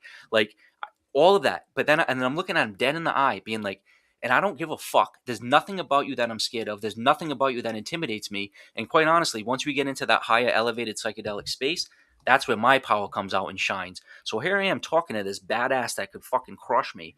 And then him and I, we were picked together to go into our separate room, and do our one-on-one session. And it was like, all right, this is either going to be horrible and we're both going to like want to kill each other, or we're going to figure out a way to hold each other's space. And I share this because for those men out there that feel as though maybe they don't need to be embraced by another man, or maybe they want to embrace the feminine and loving, and it'd be cool to get some hugs from some females, but I don't need that man-to-man shit. Yes, you do. Because when I went into that space with him, so again, I just spent days trying to set the intentional space and protect it and be the protective energy. And when I went in there, so now I'm laying on, and this was with 5-MeO DMT, and we were going deep, and this was with multiple sessions for a long time. So like we had a vape pen and we could just keep going and going. And once I felt comfortable, I pushed it really, really far. And for the first time ever in my psychedelic experiences, I had this, and I've had male energies there before, but this was a fucking badass, truly like the most badass male you could have. And for the first time, I felt his embrace. I felt him protect me. I knew instantly that if that house caught on fire, he would pick me up like a baby and cradle me. If there was a grenade thrown, he would throw his body on it. And that I instantly within, and I'd known him for now, a day and a half, but that he would protect me the same way he would his mates out that he served with, and that he would protect my body, my soul, and my well-being with everything he had, and that he would take a fucking bullet for me. And I instantly knew that because that's what he was conveying to me. And because of that, it was just like, oh, wow, I can let go in this space. I don't need to be all protective, and I can finally be cradled and protected. And when I did that, when I finally let go, he pushed me through into a different psychedelic space that I hadn't been before, where I could finally just let go. And man, I came out of that, and him and I just had the most beautiful embrace. And then I held space for him, and then I was able to pull him further than he's ever been. And we came out of it like two giddy guys coming down, who even said to his wife, who I had just the day before had a really, really, really deep, intimate session with. And I was like, oh yeah, me and Mike just consummated a fucking relationship. And it was like, because we just went so deep and so tight. And again, and this maybe ties into the power of being in a group, and how, there are benefits and pros and cons there. Man, I did not know I needed that. And I did not know this, what it felt like to have the safety of another man physically protecting me, but then in that psychedelic space, it was fucking awesome. And there are some people that may need that, and like you're talking about, like you're potentially exploring these psychedelic realms, to know that you've got some protection there, is really, really, really powerful. Yeah, I can't wait to talk to that guy. I'm really excited about that. I wanted to get to Jim's question. It's been sitting there for a minute. I think you touched on this, that you've never had like a bad trip, but have you ever perceived negative black, quote, demonic energy waves in a room, or leap from person to person during some of your experiences? So I see dark energies and kind of feelings and vibes, I guess, would be like the weight of the room. As far as demonic energies or attachments, I think that there's two things that I would like to point out. I mentioned how I spent almost a year living on the road, thinking about committing suicide. Really, again, it wasn't a rash decision. It wasn't one or two bad days. Like, I had a lot of interactions with myself and inner dialogues. But there was one time, and I was in Vegas. My parents had gotten me a hotel room, so I remember having finally been able to get off the road and chill. And yeah, this was a tough one. It was a full kitchenette, and I took one of the biggest knives that they had, and I felt like I had no control over it. And I was looking in the mirror with this knife held up, and I've got it covered now with my beard, but I have where the knife was on my throat, and I could see in the mirror a very, very clear attachment, an entity. It wasn't just like my feeling. It was like, oh fuck, like there's something behind me laughing at me, being like, watch what I can do. That that is an experience that I've hopefully will never have to experience again. But that was the first time that I saw an attachment on me, and it scared the shit out of me, and it almost took my life. Since then, I've been able to look at that kind of energy and say fuck you, and build my presence around it. But maybe to answer his question more pointedly, when I said I've never had a bad trip or any kind of weird attachments around anything like that, there was one time when I did blast off and I'm going into this space, and I did feel as though I had, I don't know, a negative energy come at me, and it did maybe feel like a scary monster kind of look. And I just remember kind of looking at it, being like, "Nope, fuck you, not today. I'm not the guy." And it instantly kind of dissipated. And my understanding is, when you, like, some of that IFS training, like Robert Falconer is one of the guys that talks about that quite a bit, and talks about different attachments. And not to say like I'm an expert or you just believe what they say, but my understanding is like they typically need, or like, they'll let you know that they're not a part of you, and like they almost need permission to be entered into your body, or like, there's a clear distinction and separation between a demonic attachment, or like a negative attachment, and just a darker aspect of yourself. And I've done a lot of inner work, a lot of shadow work, a lot of deep explorations, and I've seen all of the dark, nasty, dank parts of myself, and that's different from what I saw in the mirror in Vegas, and it was fucking terrifying. Wow. And one of the things that you mentioned, which I think is important, which might come from experience, but also just might come from, an internal self-awareness, is saying no to the to the demon. But that's like saying no to a negative thought. You know, when you mentioned internal families systems, part of that, part of the three main types of your parts that take a specific role to help you navigate your life is the manager part. And these parts control your day-to-day life. And you can get in that space, you can get used to seeing those thoughts come in. You can see that thought as a demonic spirit. If your mind is telling you, I'm gonna have a shit day, or I'm gonna have a shit interaction with this person or whatever, you can deflect that and reframe it for yourself. So if anybody, I'm not I'm a counselor, but I'm not an expert in IFS, but I know a lot of people who are, and it's super beneficial. And so one of the things that you know, maybe you could elaborate on this a little bit more, you know, it's psychedelics is one thing, but there are other tools. And one of them is, you know, like an evidence-based therapy like IFS, right? Yeah, and I think the big kind of overarching part of that or picture of that is just knowing that you need to take some time for yourself to do that inner exploration. And yeah, I found helpful with the IFS is, and I think maybe a good way to visualize it is that movie Inside Out that was, you know, a couple years ago with like the Yeah, voices in your head.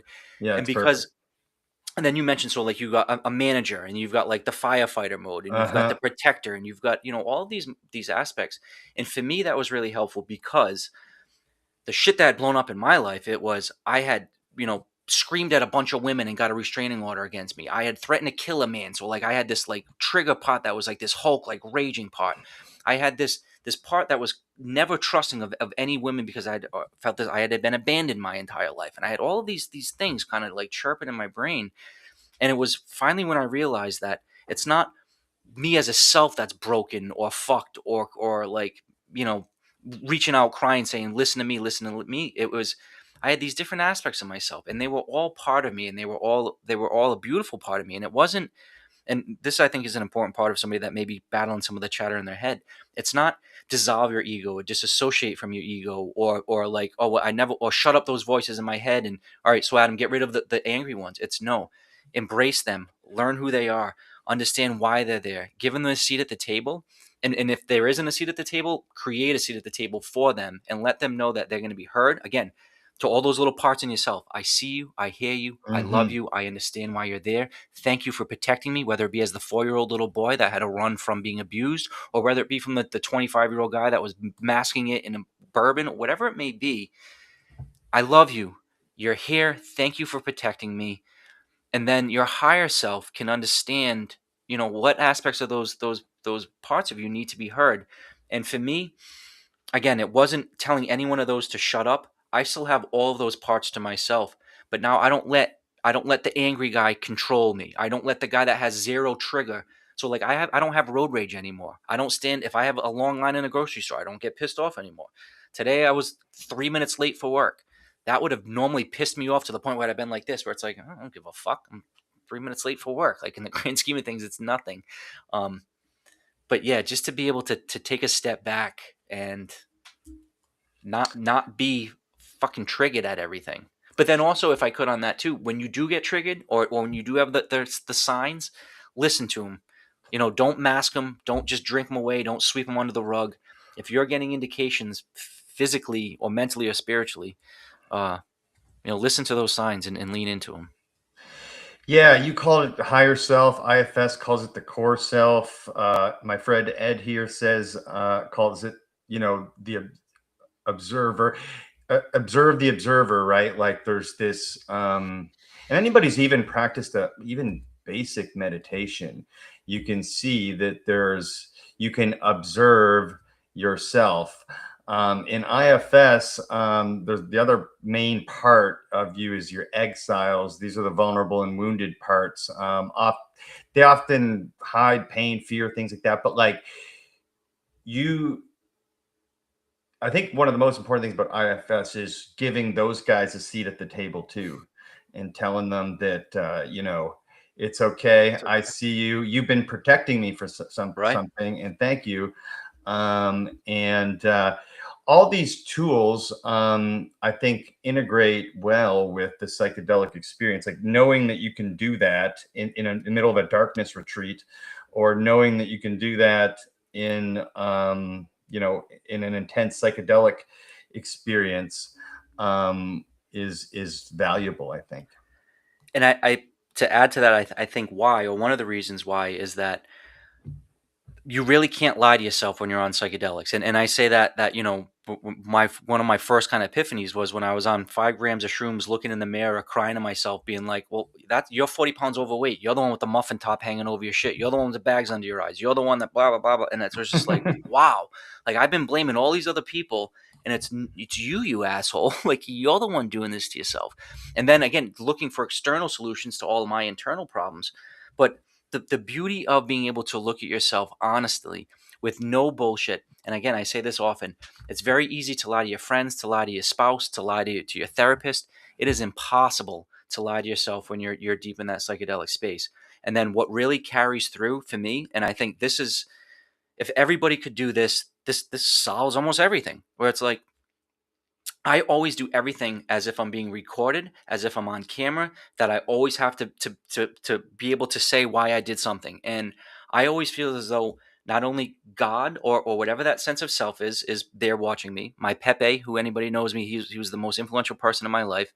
And now that I've done these psychedelics, I feel like I truly have these DMT entities that are over above all of that, where I always have to hold myself accountable. Where in that space, again, you can't lie. So it's not verbal communication. It's telepathic, and there's no way of skewing it. So I can't say I wasn't jealous if I was jealous. I can't say I wasn't insecure if I wasn't, or I can't say, "Oh, I wish that person well," if I'm talking shit about them. Even to the point where I can't tell somebody, "Hey, I really like your shirt," if I don't like their shirt, because I know I always, always, always have and will be held accountable for that.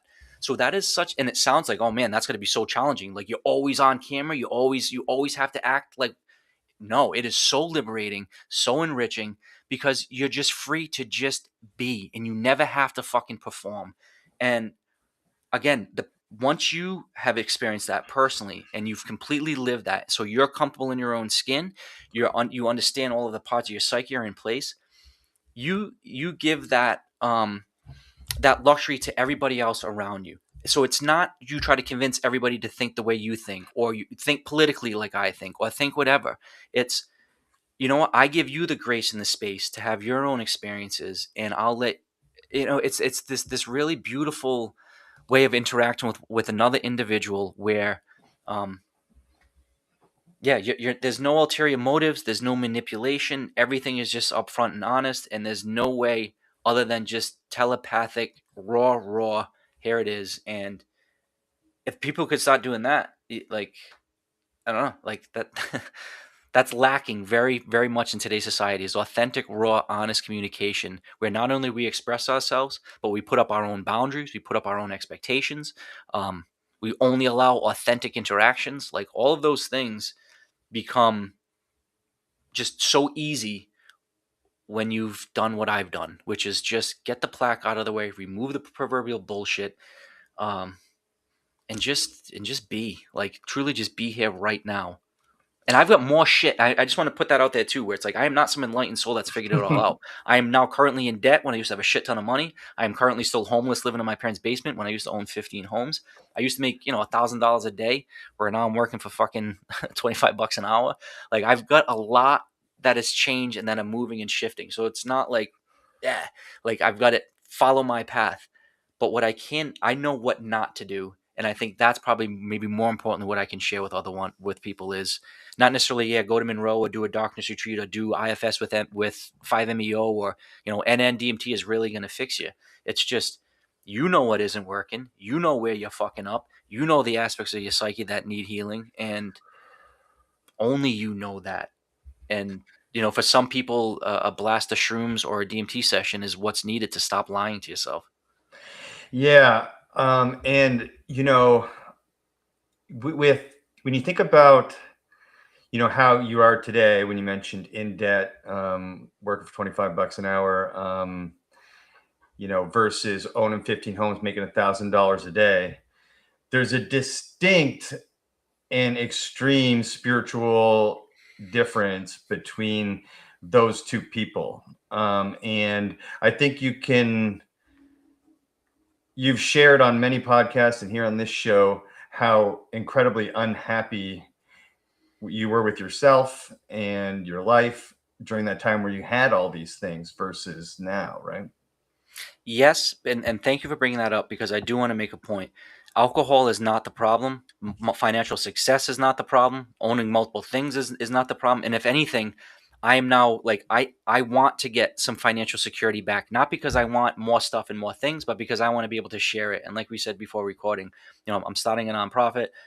My plan is to have scholarship money to help people kind of go through all of this, but it it was my relationship to those things. It was my relationship to money. It was the status that I thought I had. Like I would walk into the gym and be like, I make more money than him. I make more money than him. My dick's bigger than him. Like literally this weird, like fucking, I would, everything. It was a competition, until everything got swept away. And that's, smirk got smacked off my face where it's like, now what, buddy? Now you're at the low end of everything.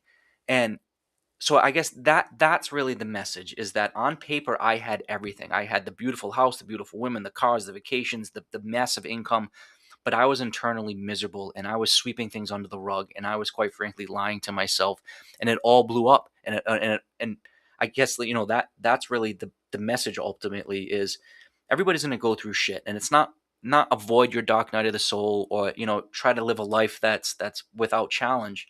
It's just in my case I hurt a lot of people. I brought down a lot of people with me. I ruined lives. I had a lot of beautiful people in my life get hurt because of my stupidity, ignorance, and darkness. And I'm now really make the rest of my life. I'm going to make up for it. And that that if you're doing that, and again, only you know that, fucking stop. Stop. And because it's like not only get out of that same self-destructive path, but on the other side, when you live in light, in levity, in laughter, in connection, and it sounds so kumbaya corny, like, oh yeah, this Ram Dass, be here now and love and light. But take it from me, from somebody that was so uncomfortable in her own skin that literally wanted to jump off the cliff, and I couldn't even stand being in my body for one more moment. And not only my body, but I wanted to take out society with me. I was going to go out with a fucking bang to now be so comfortable in my own skin. And maybe, the goal of all of this would be if we can get to the point where our soul is content to truly, again, be here right now in this physical manifestation, in this human, meat suit, and not want to transcend to something else or not to try to reach nirvana or heaven or a home planet or the fifth dimension or ascend to whatever. It's like, or be, oh, I want to be the soul of an eagle or a whale or whatever. It's like, if we can just be comfortable, and I can say that with full humility and all honesty, my soul is so happy being right now, Adam Butler, 45 years old, with you talking right now, with all the chaos in my life, because I really feel like it's divinely perfect, and I would not trade my future or my truly my calendar of fun shit happening with anybody's. And it's not like Adam Butler's got the way and find my way. When I talk to my inner circle now that I've crafted and refined very specifically, they all have that same passion for life. And maybe it's their grandmother and they're just going to give everything to being the best grandmother. Or maybe it's somebody who's a new dad. Or maybe it's a guy who's 80 and he's retired and now he's like, oh, I'm just going to spend the rest of my life spreading wealth. Or like, it's just, well, my niece, she's 20 something years old. She's already found her spark and passion and you see it. But then again, you see it when people don't have that. And it's a very, very clear, it's like two literally different species. It's like people that have covered in plaque and are walking around like fucking zombies, or the people that are like, oh, let me help my neighbor. It sounds so obvious, but Yeah, it's simple, but not at the same time when you have all that plaque. Brandon quoted one of my fave songs. If you want to make yes. the world a better place, take a look at yourself and then make a change. Michael Jackson. And, the simplicity of that message is visible. It's not always visible, is what I'm saying. The simplicity of that message. It doesn't, you don't, it sounds so easy, but it's easier said than done. You do have to do the work, and sometimes you need a tool that helps you look in that mirror, whether it's therapy or psychedelics or whatever, or both at the same time. But shout out Michael Jackson. Fucking love that And song. can I and this maybe can I stop plugging my new book? But it was written. No, please. Right. No. So this book right here, I'm Let me- so fucking let me proud of fuck this it up. book. So it's written in my style, my kind of Put it easy up to again. follow. Put it up again. So You it's were flipped. Butler's Psychedelic Integration Field Guide. But I mention that because, you know, the chapter titles I think are all kind of they all try to hit, but there's one in here about be authentic, stay weird, and shine your unique light. In addition to all, a bunch of other ones about meditation and prayer. But that concept, because you bring up Michael Jackson, so I talk about like, the dance moves of Elvis, or the laughter of Pee Wee Herman, or the architecture of Frank Lloyd Wright, or um, like all of these people where it's like part of being comfortable in your own skin is just to be authentically you, to be weird. Like you can only be the best you. You can't be the second best Taylor Swift or the second best whatever Joe Rogan as a podcast, or I'm not trying to be the next whatever. Like I I just be your unique self. Be the artist, be the content creator, be the whatever that you were designed to be. And that's really applicable to the youth growing up today, where I can only Yes. imagine that the social media pull on them, where it's like the world is striving for authenticity. The world is striving to be weird. Like dye your hair different colors, wear the clothes you want, sing the weird song you want. So like when you quoted Michael Jackson, I think about the last time I heard that song, which was not that long ago, like a couple weeks ago. I remember just singing it out loud in my car and just who gives a shit, looking I like do a that all the fool time. and just fucking jamming and being like, yes, Michael, like this is what you do. You got to make it, like make the change and look at yourself. And it's like, he was a perfect example, and like him or not or whatever, but like that man was an authentic musician, a creator. He left a lasting impact, and that dude shined his light bright. And yeah, like, but now don't try to be the next Michael Jackson. You will never be. You will fail miserably.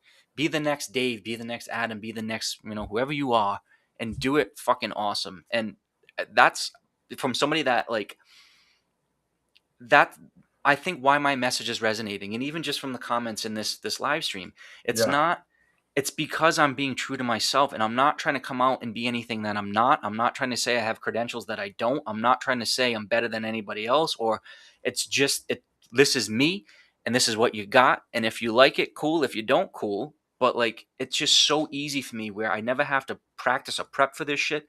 Writing my books is so easy to just flow because it's not I don't need to reference other people. I'm not trying to pull from other people's perspectives. It's just, no, this is me.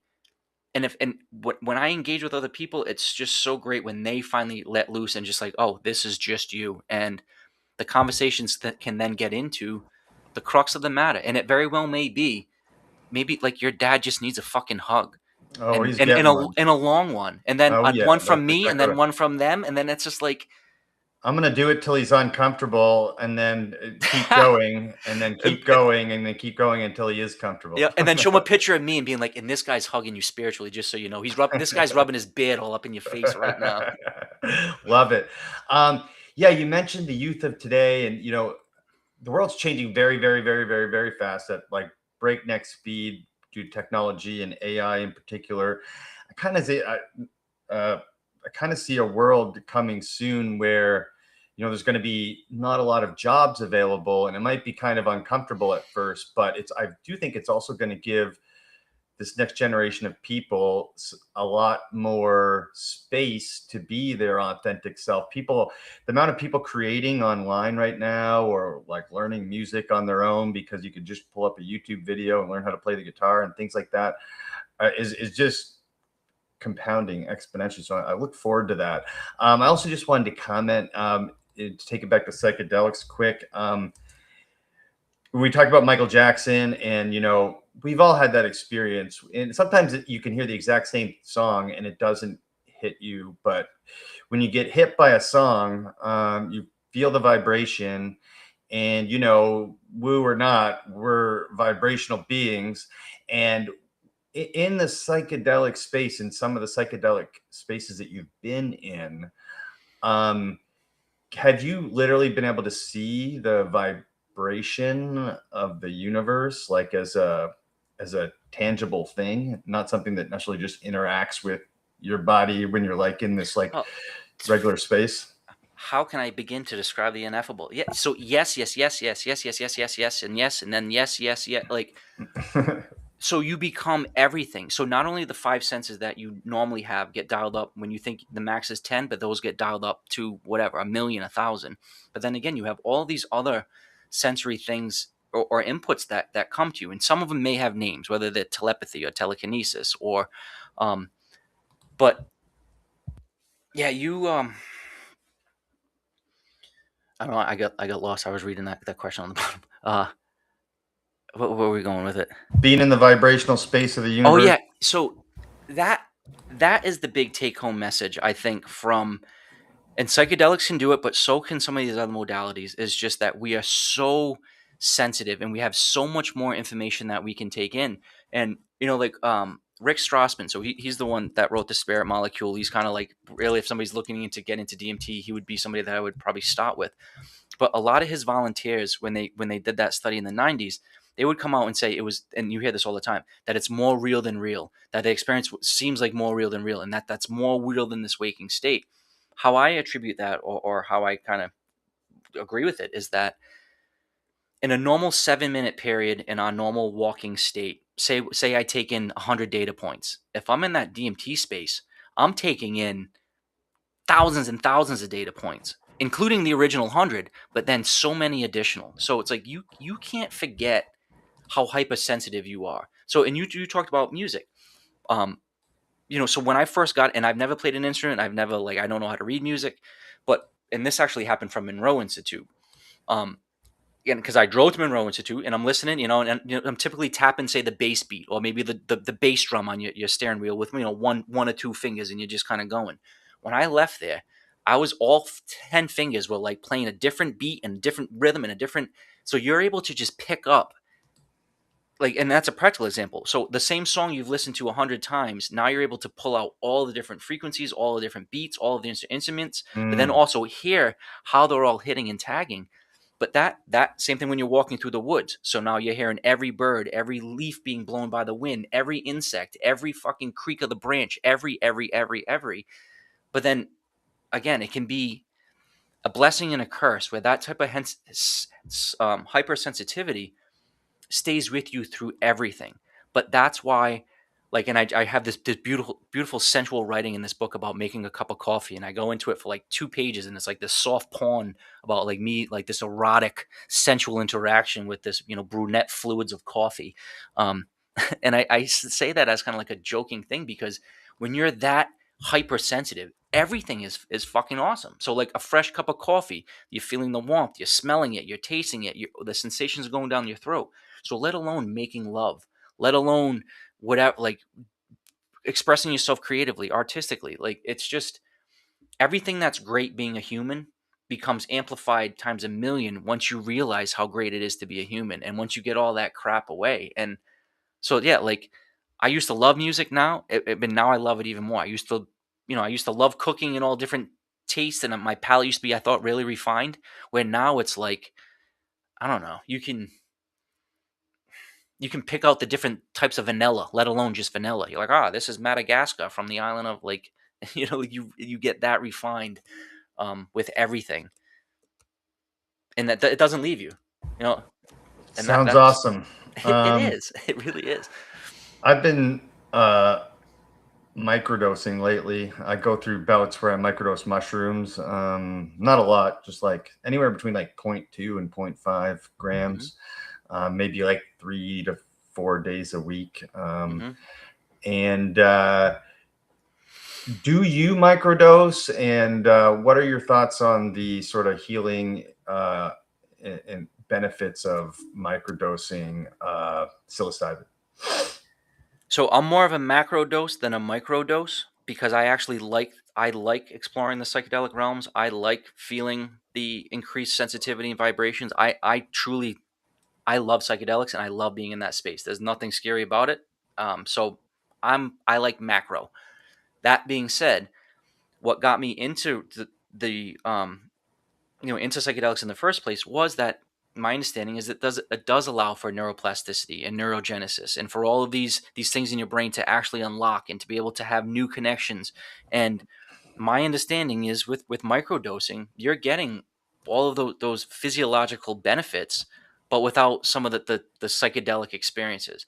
And with microdosing, I think you're able to do that over time without having to check out of work or being a family man or anything like that. So, um, if you're trying to get benefits from microdosing shrooms as opposed to some of other medications, I think it really is something that is beneficial. And then if I could too, the I think what I learned, not what I learned, but something that got really grained in pretty heavily over the last two retreats was me again saying that I'm a macro guy. Not only macro, but if I could, I want to do 3x, 5x, 10x, like fucking throw me in, and I want to go fully in, which is cool, and there's a time and a place for that. But what I've really been able to appreciate is the different levels and layers. So when we were exploring 5-MeO as well as NN-DMT, we have different strengths of vape pens. So it's not all the time let's do a blast off, or every time you have to talk to aliens and entities, or every time it's do the Terrence McKenna, take 4 hits and then try to take a fifth or a sixth. There's a lot of benefit to taking a half a hit, a tenth of a hit, a 2-second draw and a 2-second hit. If it's a Sunday and you're cleaning the house and you just want a little bit of whatever. So and then when I was working my way up to higher doses of 5-MeO, there was such beneficial information at each level and layer, including, yes, that final kind of breakthrough session. But I wouldn't suggest that the breakthrough session had more information or better information. Each one had their own set. I guess it's like watching a movie or reading a book or going to a play. It's not just jump to the end and go full on out. You have to kind of build up to it. So, and for people that are just getting started with, again, an NDMT or 5-MeO DMT, that modality of not just having a one and done, hey, you've got one shot, go all in and fucking blast. It's no, we can milk this, we can play it, we can spend all day, we can spend several hours. Like, take a hit or two and see how your body feels, and if you want to push it, push it. If you don't. But my experience is that when you let people work their way into it at their own pace, push it if they want to, that's the way to do it. Not just and if I were to sit with you, or if I were to sit with a new person, I wouldn't just be like, yeah, here's my 100 strength pen, hit it as hard as you can, go see fucking alien entities. It would be, listen, let's take 2 small hits, we'll have a cup of tea, we'll talk about it, and then we'll do a little bit more, and then by the end of the day, if you really want to go for it, then go for it. But Yeah, you mentioned shout out Bill Schwant. Thanks for joining. Check out the full episode with some good stuff here. You mentioned earlier, it's listening to yourself, and that's right. What I'm doing right now is I haven't felt like a calling to do like a full blast. I'm still sort of exploring the space. But when that calling comes and the setting is right and all that stuff would be good. You mentioned your most recent retreats. And so as we start wrapping up, I know it's probably some long stories here, but you did some long retreats. What define a long retreat, and the set and setting and the purpose of the long retreat? so I've done 3 psychedelic retreats in the last 7 or 8 months, and the first one was, it was me one on one with the facilitators, and that was a 3-day retreat, and that was when I first got exposed to 5-MeO. So the first day that we did medicine was just 5-MeO, and I got very, very comfortable with it. Again, with that modality of starting off slow with a smaller dose, and then that was like a 2-hour dance by the time I finally went to the full whiteout phase with the 5-MeO. And then the next day was when I did the 5-MeO, LSD, shrooms, and MDMA. That was last December. That was a beautiful experience. I got really deep, but that was just me and the facilitators. And then a couple months ago, I did 2 back-to-back retreats, where one was another 3-day with 6 people, and the other one was like 6 days with like 7 people. And those two, I think, not necessarily just to combine them, they were 2 very different retreats. But the take home from that was that everybody experiences psychedelics in their own unique way, that there isn't a proper or set dosage, that everybody's kind of body metabolizes it in their own way. And that as much as the medicine is powerful, I think that the takeaway from it, and the kind of like when everybody was saying their goodbyes, it wasn't, wow, hey, remember that great blast off with 5-MeO, or hey, do you remember that alien entity that you had?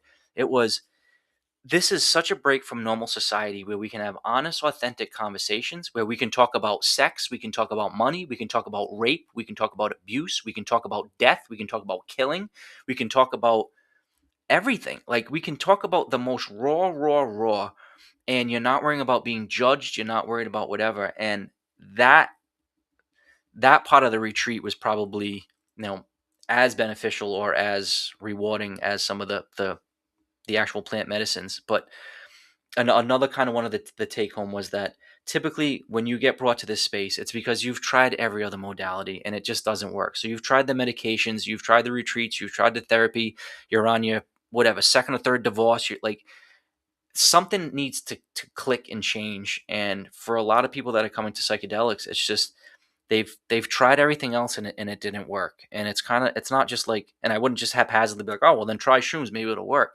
You really have to approach it with the respect and reverence and understand that these are very, very powerful molecules.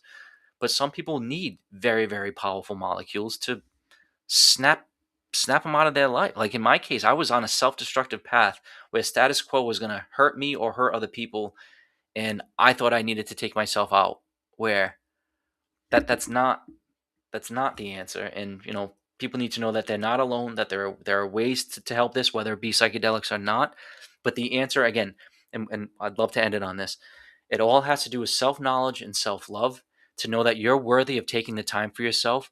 And it could just be yoga, it could just be a walk in the woods. As much as I said that I'm not drinking alcohol anymore, I know that there are people, it could be a Sunday morning fishing with a 6-pack of beer. You're out in the middle of the woods by yourself. You're fishing. Like, that could be someone's moment that they need. A 6-pack of beer fishing on a Sunday. It doesn't have to be a profound darkness retreat, but just to know that you need to take some time for yourself. And not only from the negative crap, but I think for some people it's so easy to be like, well, I'm a great mom and dad. That's what. So after work, I've got to take the kids to baseball, to basketball, to dance, to do all this shit. And then on the weekends, I got to do this and this and this. It's like, well, or I'm working 70 hours a week. Look, like, and that's what I was doing. Look, I'm making 200 grand a year. I'm working look how great I am. It's like, yeah, well, at the detriment of yourself. And for us to be the best mom, dad, employee, employer, whatever it may be, we have to be able to take a step back and recharge. And in our society, it's so easy to just be run full steam ahead, do more what you can, try to consolidate everything, save time, and it's rush, rush, rush, rush, rush. And it's like, no, take a minute, take a walk. And even now, like, so my life, and again, it's got pros and cons. I'm not married. I don't have any kids. I don't own any companies. I don't own any businesses. And now all I do is randomly travel. I wander, and almost like every state I have people that will welcome me into their home, and I get to stay for free, eat for free. And now all I do is just travel and fucking hang out and do cool shit. And it's like, that is a way better life than what I used to have. Now, again, I don't have all the stuff I have on paper, but I have my sense of self. I wake up every morning happy. I'm not depressed, and I'm in the best health physically, mentally, spiritually that I've ever been. And that's accessible to everybody. And it's going to look different for everybody, but it's taking the time to know, hey, this is worth exploring. Adam, I feel like you just gave me a 2-hour and 10-minute hug. That's And awesome. Thank you. I feel like you did the same for a lot of people in the chat. And just want to say thank you for that. Every time we talk, I see your growth, and I see your message and your Can I tell you what it is? Yeah, what's the message? Because you really want to help people.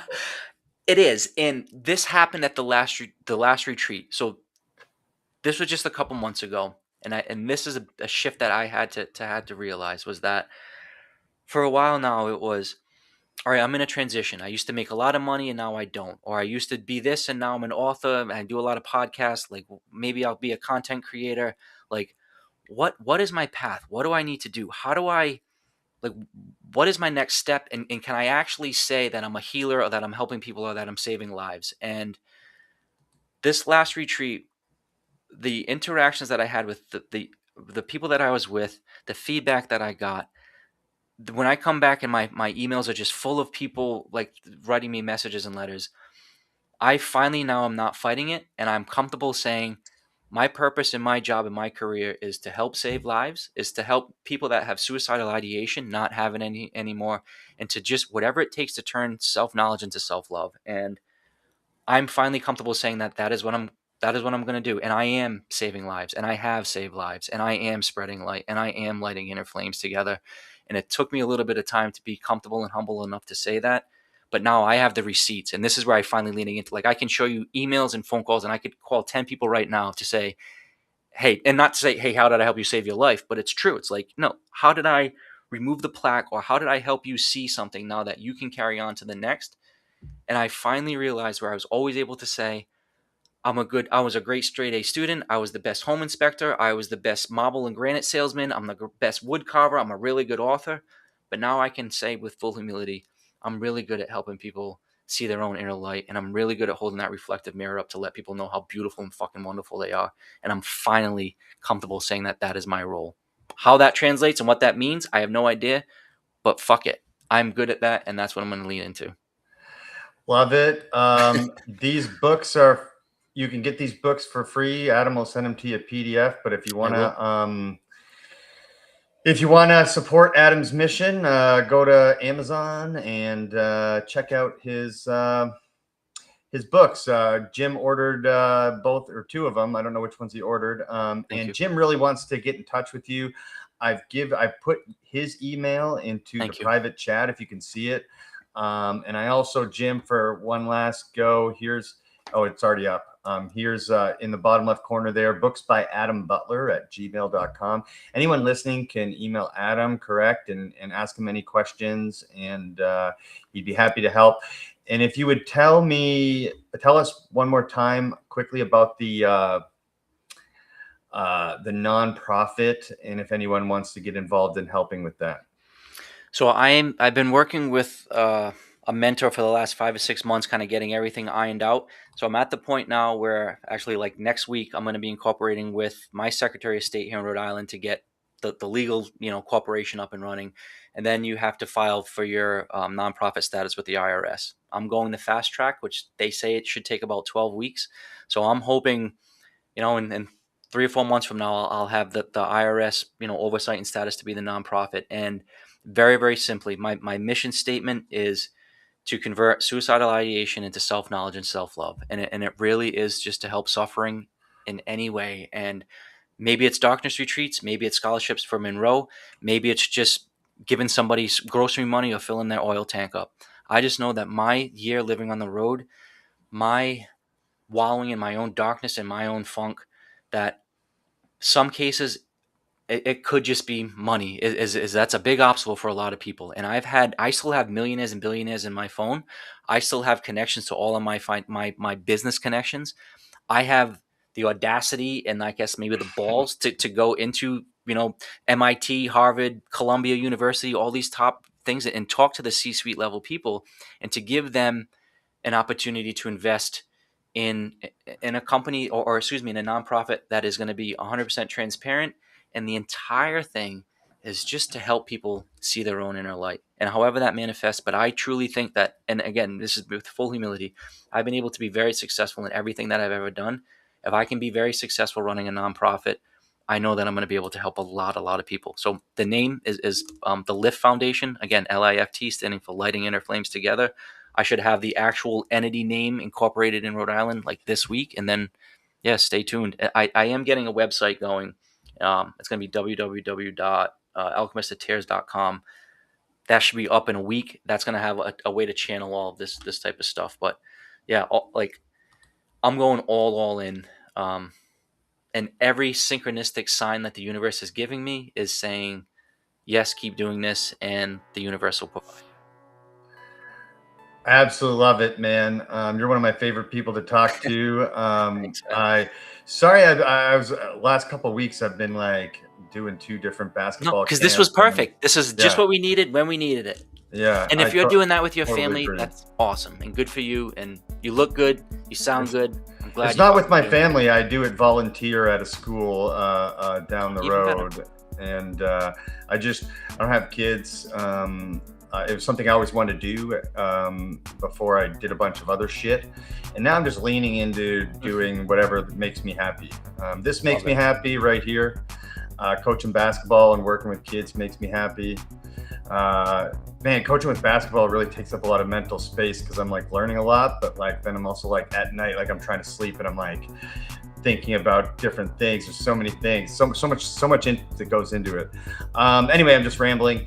At Adam, I have 2 folks in my family with suicidal ideations and no way to talk with them and help. So please contact me. So I'm available, and I mentioned how I talk to typically fans or whoever you want to call them damn near every night of the week, and it's some of the most rewarding time that I can possibly spend. So I am open, I am available, and if you think my words can help your family members, I will happily spend some time with them.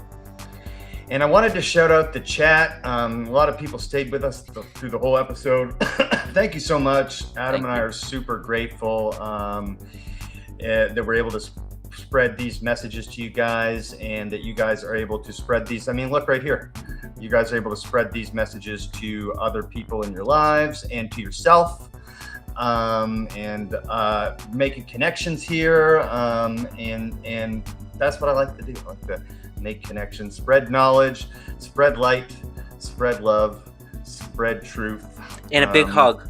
And hugs. And a big hug for everyone. Yes.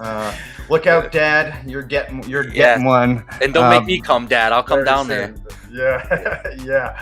I didn't realize you were in North Dakota. No, I'm in Rhode Island. Oh, okay. I was talking to somebody from North Dakota. Got it. Okay. All right. Cool. Yeah. So yeah, anybody on the East Coast? Rhode Island accent. And if you're ever down this place, you got a spare room to stay in and food on the table, and I know it's the same for me, so I appreciate it. And hey, this was a good one. It's always a good one when Adam Butler joins the multiverse. Check out his books on Google or on Amazon. Email him, Adam Butler's books. Books by Adam Butler. Books by Adam Butler at gmail.com. And Adam. Love you, brother. Another good one.